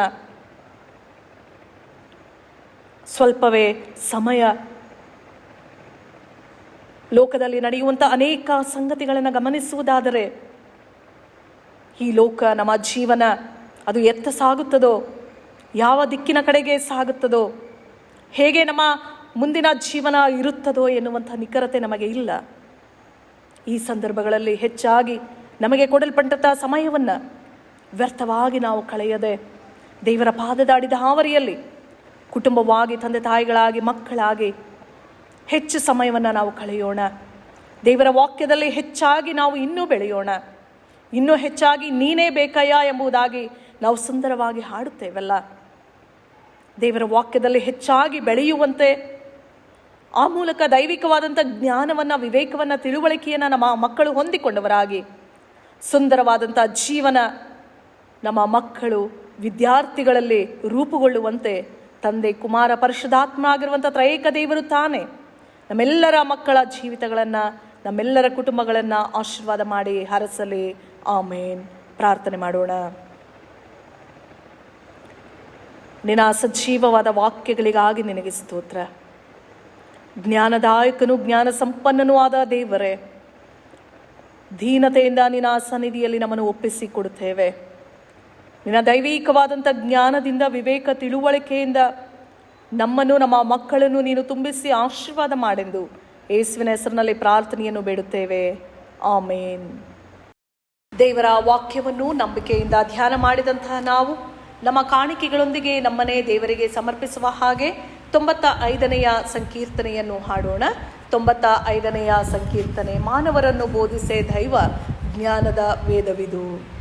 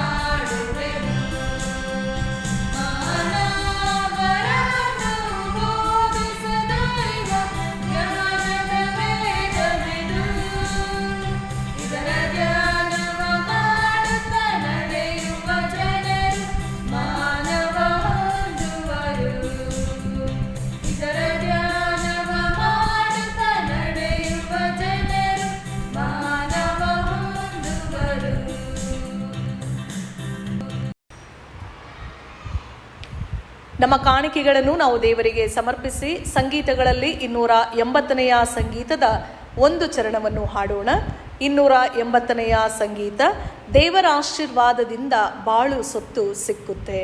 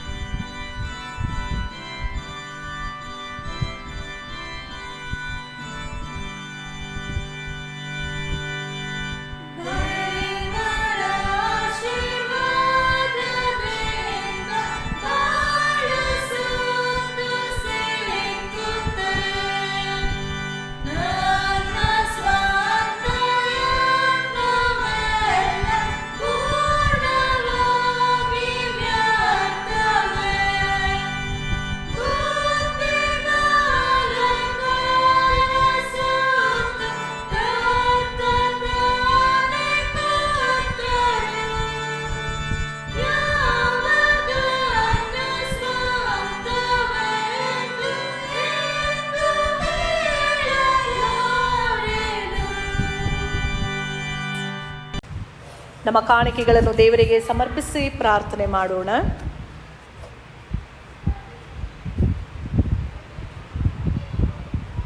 ನಾವು ಏನನ್ನೇ ಹೊಂದಿಕೊಂಡಿದ್ದರೂ, ನಾವು ಏನನ್ನೇ ಪಡೆದುಕೊಂಡಿದ್ದರೂ ಅದು ಎಲ್ಲವೂ ನಿನ್ನಿಂದಲೇ ಸ್ವಾಮಿ. ಜ್ಞಾನದಾಯಕನು, ಜ್ಞಾನ ಸಂಪನ್ನನು, ಸರ್ವಜ್ಞಾನಿಯೂ ಆದಂತಹ ನಿನ್ನ ಪಾದದ ಅಡಿದ ಅವರಿಗೆ ನಮ್ಮ ಕಾಣಿಕೆಗಳೊಂದಿಗೆ ನಾವು ಬರುತ್ತೇವೆ ಸ್ವಾಮಿ. ಹೊಸ ತಿಂಗಳ ಮೊದಲನೆಯ ಭಾನುವಾರವನ್ನು ಪ್ರವೇಶ ಮಾಡುವಂಥ ಕೃಪೆಗೆ ನಮ್ಮನ್ನು ನಡೆಸಿದ್ದೇ. ವಿದ್ಯಾರ್ಥಿಗಳ ಭಾನುವಾರ, ತ್ರಯೇಕತ್ವದ ಭಾನುವಾರದ ಈ ದಿನದಲ್ಲಿ ಸ್ವಾಮಿ, ಸಜೀವ ದೇವರಾಗಿರುವಂಥ ನಿನ್ನನ್ನು ನಾವು ಆರಾಧಿಸುವಂತೆ, ನಿನ್ನನ್ನು ಸ್ತುತಿಸಿ ಕೊಂಡಾಡುವಂತೆ, ನಿನ್ನ ವಾಕ್ಯಗಳನ್ನು ಧ್ಯಾನ ಮಾಡುವಂತೆ, ನಮ್ಮ ಪ್ರಾರ್ಥನೆಗಳೊಂದಿಗೆ, ನಮ್ಮ ಕಾಣಿಕೆಗಳೊಂದಿಗೆ ನಮ್ಮ ದೇಹ ಆತ್ಮ ಪ್ರಾಣಗಳನ್ನೇ ಸಜೀವ ಯಜ್ಞವಾಗಿ ನಿನ್ನ ಕೈಗಳಲ್ಲಿ ಅರ್ಪಿಸಿ ಕೊಡುವಂತೆ ನೀನು ಅನುಗ್ರಹಿಸಿಕೊಟ್ಟ ಈ ಸಮಯಕ್ಕಾಗಿ ನಿನಗೆ ಸ್ತೋತ್ರ ಸ್ವಾಮಿ. ನಾವು ಜೀವದಿಂದ ಬದುಕಿ ಉಳಿದಿರುವುದಾದರೆ ಅದು ನಿನ್ನ ಕೃಪೆ ಮಾತ್ರವೇ ಸ್ವಾಮಿ. ಕೃತಜ್ಞತಾ ಭಾವದಿಂದ ನಿನ್ನ ಬಳಿಗೆ ನಾವು ಬರುತ್ತೇವೆ. ಕಳೆದ ಎಲ್ಲ ದಿನಗಳಲ್ಲಿ ನೀನು ಅನುಗ್ರಹಿಸಿಕೊಟ್ಟಂಥ ನಿನ್ನ ಆಶೀರ್ವಾದಗಳನ್ನು, ನಿನ್ನ ಮಹೋಪಕಾರಗಳನ್ನು ನಾವು ಸ್ಮರಿಸಿಕೊಳ್ಳುತ್ತೇವೆ. ನಮ್ಮ ಜೀವನಕ್ಕೆ ಬೇಕಾದದ್ದೆಲ್ಲವನ್ನು ನೀನು ಕೊಡುತ್ತಾ ಬಂದಿರುತ್ತೀ ಸ್ವಾಮಿ. ನಮ್ಮ ಜೀವನಕ್ಕೆ ಬೇಕಾದಂಥ ಆರೋಗ್ಯವನ್ನು, ನಮ್ಮ ಜೀವಿತಗಳಿಗೆ ಬೇಕಾದ ಸಂತೋಷ ಸಮಾಧಾನಗಳನ್ನು, ನಿನ್ನ ಆಶೀರ್ವಾದಗಳನ್ನು ಒದಗಿಸಿ ಕೊಟ್ಟಿದ್ದಿ. ಯೆಹೋವ ಈರೆಯಾಗಿದ್ದು ಸ್ವಾಮಿ, ನಮಗೆ ಬೇಕಾದ ಎಲ್ಲವನ್ನ ಅನುಗ್ರಹಿಸಿಕೊಡುತ್ತಾ ನಮ್ಮನ್ನು ಕೈ ಹಿಡಿದು ನಡೆಸುವಂಥ ಎಬಿನೇಸರನು, ಸಹಾಯ ಮಾಡುವಂಥ ದೇವರು ನೀನಾಗಿರುವುದಕ್ಕಾಗಿ ನಿನಗೆ ಸ್ತೋತ್ರ ಸ್ವಾಮಿ. ವಿದ್ಯಾರ್ಥಿಗಳ ಭಾನುವಾರದ ಈ ದಿನದಲ್ಲಿ ನಮ್ಮ ಸಭೆಯಲ್ಲಿರುವಂಥ ಎಲ್ಲ ವಿದ್ಯಾರ್ಥಿಗಳನ್ನು ನಿನ್ನ ಕೈಗಳಲ್ಲಿ ಸಮರ್ಪಿಸಿಕೊಡುತ್ತೇವೆ. ಕರ್ತನೆ, ನಮ್ಮ ಎಲ್ಲ ಮಕ್ಕಳನ್ನು, ವಿದ್ಯಾರ್ಥಿಗಳನ್ನು ನೀನು ಆಶೀರ್ವಾದ ಮಾಡು. ನಿನ್ನ ದಯೆ, ಮನುಷ್ಯರ ದಯೆ ನಮ್ಮ ಮಕ್ಕಳ ಮೇಲಿರಲಿ ಸ್ವಾಮಿ. ಜ್ಞಾನ ಬಲದಲ್ಲಿಯೂ ದೇಹ ಬಲದಲ್ಲಿಯೂ ಮಕ್ಕಳು ವೃದ್ಧಿಯಾಗುತ್ತಾ ಬರುವಂಥ ಕೃಪೆಗೆ ನೀನು ನಡೆಸು. ಕರ್ತನೆ, ಮಕ್ಕಳ ಶೈಕ್ಷಣಿಕ ವರ್ಷವು ಹೇಗಿರುತ್ತದೆ ಎನ್ನುವಂಥ ಯಾವುದೇ ನಿಖರತೆ ಇಲ್ಲದೆ ಇರುವಂಥ ಸ್ಥಿತಿಯಲ್ಲಿ ನಾವು ಇದ್ದೇವೆ. ಯಾವುದೇ ಒಂದು ನಿರೀಕ್ಷೆ ಇಲ್ಲದೆ ಇರುವಂಥ ಸ್ಥಿತಿಯಲ್ಲಿ ನಾವು ಇದ್ದೇವೆ ಸ್ವಾಮಿ. ಎಲ್ಲ ಪರಿಸ್ಥಿತಿಗಳು ತಿಳಿಯಾಗುವಂತೆ, ಎಲ್ಲ ಪರಿಸ್ಥಿತಿಗಳು ಕರ್ತನೆ ಸುಗಮವಾಗುವಂತೆ, ಆ ಮೂಲಕ ನಮ್ಮ ಮಕ್ಕಳ ಜೀವನ ಯಥಾ ಪ್ರಕಾರ ಸ್ವಾಮಿ ಮುಂದೆ ಸಾಗುವಂತೆ ನೀನು ತಾನೇ ನಮ್ಮ ಸುತ್ತಲೂ ಇರುವಂಥ ಸ್ಥಿತಿಗತಿಗಳನ್ನು ಮಾರ್ಪಡಿಸುವುದಕ್ಕಾಗಿ ನಿನಗೆ ಸ್ತೋತ್ರ ಸ್ವಾಮಿ. ಪ್ರತಿಯೊಬ್ಬೊಬ್ಬ ವಿದ್ಯಾರ್ಥಿಗಳನ್ನು, ಮಕ್ಕಳನ್ನು ನಿನ್ನ ಹಸ್ತ ಸ್ಪರ್ಶದಿಂದ ನೀನು ಸ್ಪರ್ಶಿಸು. ಜ್ಞಾನವನ್ನು, ವಿವೇಕವನ್ನು, ತಿಳುವಳಿಕೆಯನ್ನು ಕೊಡು ಸ್ವಾಮಿ. ನಿಕ್ಷೇಪದಂತೆ ನಿನ್ನಿಂದ ದೊರಕುವಂಥ ಜ್ಞಾನವನ್ನು ಭದ್ರವಾಗಿ ಹಿಡಿದುಕೊಳ್ಳುವಂತೆ ನಮ್ಮ ಎಲ್ಲ ಮಕ್ಕಳನ್ನು ನೀನು ಆಶೀರ್ವಾದ ಮಾಡು.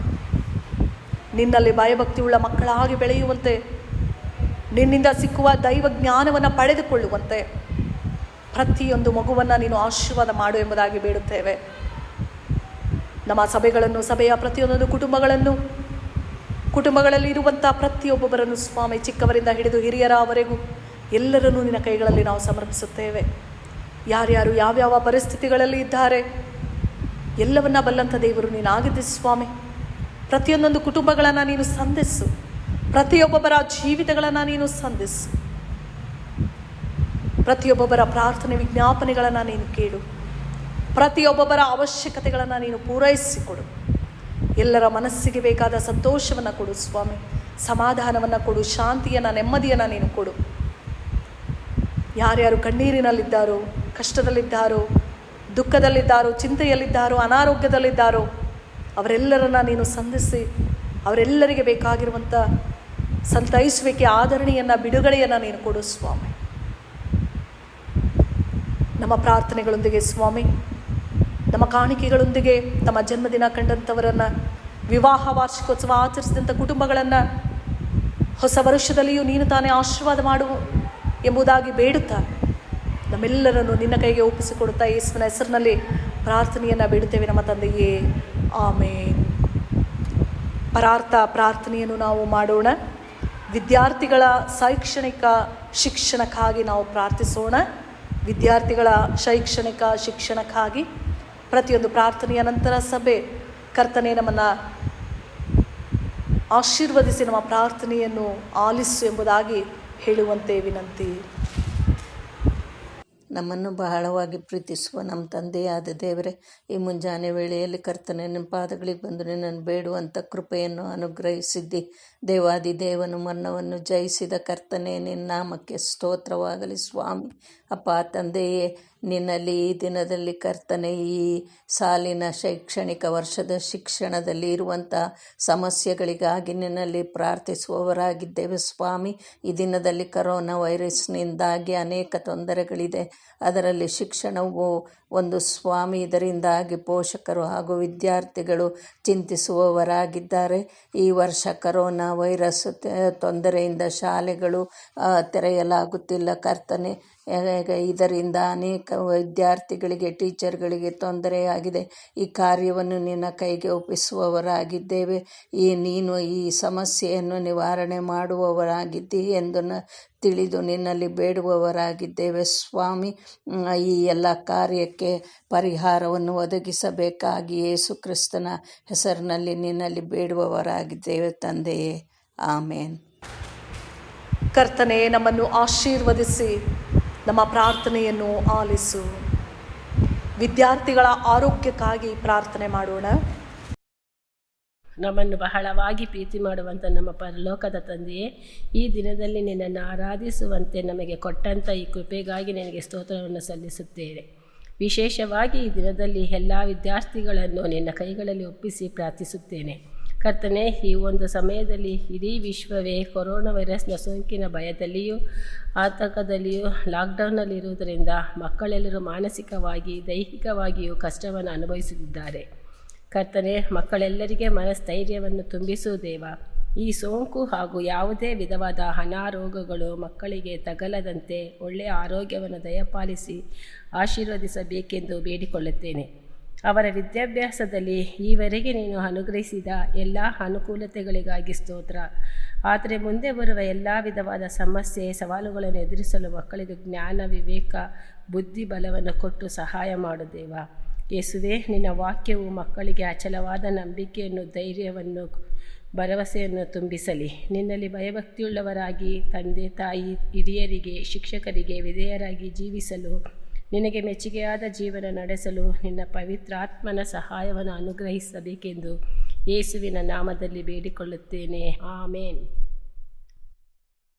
ಕರ್ತನೇ, ನಮ್ಮನ್ನು ಆಶೀರ್ವದಿಸಿ ನಮ್ಮ ಪ್ರಾರ್ಥನೆಯನ್ನು ಆಲಿಸು. ಸಮಸ್ಯೆಗಳಲ್ಲಿ ಸಿಲುಕಿರುವ ವಿದ್ಯಾರ್ಥಿಗಳಿಗಾಗಿ ಪ್ರಾರ್ಥಿಸೋಣ. ವಿವಿಧ ಸಮಸ್ಯೆಗಳಲ್ಲಿರುವ ವಿದ್ಯಾರ್ಥಿಗಳಿಗಾಗಿ ಪ್ರಾರ್ಥನೆ ಮಾಡೋಣ. ಜೀವಸ್ವರೂಪನಾದ ದೇವರೇ, ನಿಮ್ಮ ನಾಮಕ್ಕೆ ಅನಂತನಂತ ಸ್ತೋತ್ರವಾಗಲಿ. ವಿದ್ಯಾಭ್ಯಾಸದಿಂದ ವಂಚಿತರಾದ ಮಕ್ಕಳಿಗೆ ಆದಷ್ಟು ಬೇಗ ಅವರಿಗೆ ವಿದ್ಯಾಭ್ಯಾಸದ ಅನುಕೂಲತೆಯನ್ನು ಮಾಡಿಕೊಡಿ ತಂದೆಯೇ. ಕೊರತೆಯಲ್ಲಿರುವ ಎಲ್ಲ ವಿದ್ಯಾರ್ಥಿಗಳಿಗೆ ಅವರ ಅಗತ್ಯತೆಗಳನ್ನು ಪೂರೈಸುವ ತಂದೆಯೇ. ದುಷ್ಟ ಚಟಗಳಿಗೆ, ದುಷ್ಟ ಸ್ನೇಹಿತರಿಗೆ ಬಲಿಯಾಗಿರುವ ಎಲ್ಲ ವಿದ್ಯಾರ್ಥಿಗಳನ್ನು ಅಪಾಯದಿಂದ ಪಾರು ಮಾಡಪ್ಪ. ಮಾದಕ ಪದಾರ್ಥಗಳಿಗೆ ಬಲಿಯಾಗಿರುವ ಮಕ್ಕಳನ್ನು ಸನ್ಮಾರ್ಗದಲ್ಲಿ ನಡೆಸಪ್ಪ. ಕೆಲಸ ಮಾಡುತ್ತಾ ವಿದ್ಯಾಭ್ಯಾಸ ಮಾಡುತ್ತಿರುವ ಎಲ್ಲ ವಿದ್ಯಾರ್ಥಿಗಳಿಗೆ ಬೇಕಾದ ದೈಹಿಕ ಹಾಗೂ ಮಾನಸಿಕ ಶಕ್ತಿಯನ್ನು ಕೊಡಪ್ಪ. ತಂದೆ ತಾಯಿಗಳಿಲ್ಲದೆ ಬೇರೆಯವರ ಆಶ್ರಯದಲ್ಲಿರುವ ಮಕ್ಕಳ ವಿದ್ಯಾಭ್ಯಾಸವನ್ನೂ ಆಶೀರ್ವದಿಸು.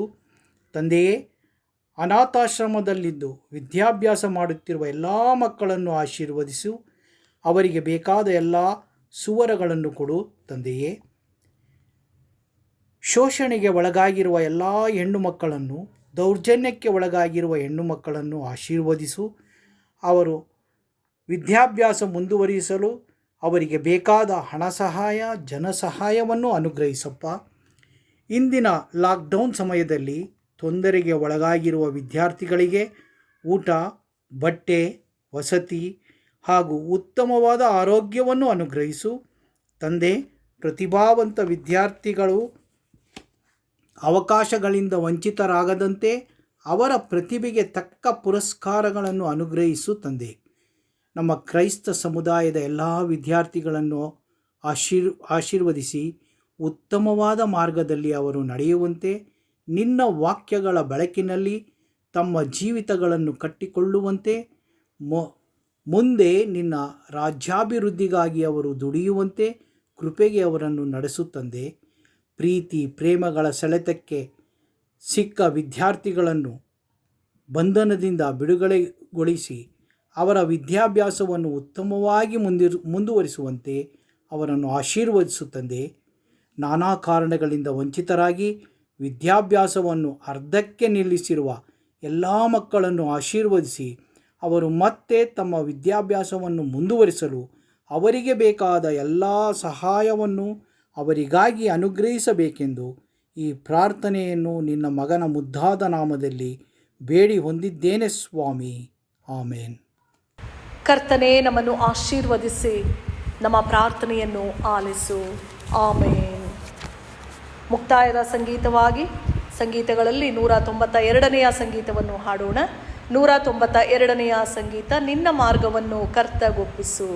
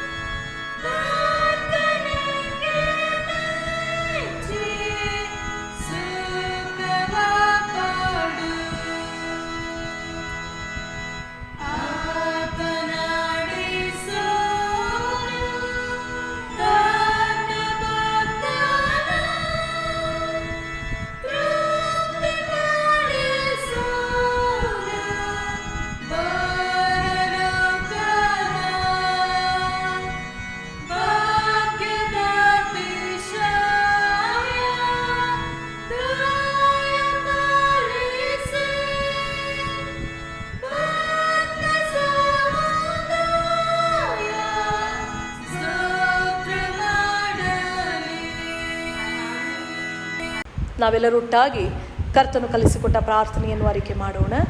ಪರಲೋಕದಲ್ಲಿರುವ ನಮ್ಮ ತಂದೆಯೇ, ನಿನ್ನ ನಾಮವು ಪರಿಶುದ್ಧವೆಂದು ಎಣಿಸಲ್ಪಡಲಿ. ನಿನ್ನ ರಾಜ್ಯವು ಬರಲಿ. ನಿನ್ನ ಚಿತ್ತವು ಪರಲೋಕದಲ್ಲಿ ನೆರವೇರುವ ಪ್ರಕಾರ ಭೂಲೋಕದಲ್ಲಿಯೂ ನೆರವೇರಲಿ. ನಮ್ಮ ಅನುದಿನದ ಆಹಾರವನ್ನು ಈ ಹೊತ್ತು ದಯಪಾಲಿಸು. ನಮಗೆ ತಪ್ಪು ಮಾಡಿದವರನ್ನು ನಾವು ಕ್ಷಮಿಸಿದಂತೆ ನಮ್ಮ ತಪ್ಪುಗಳನ್ನು ಕ್ಷಮಿಸು.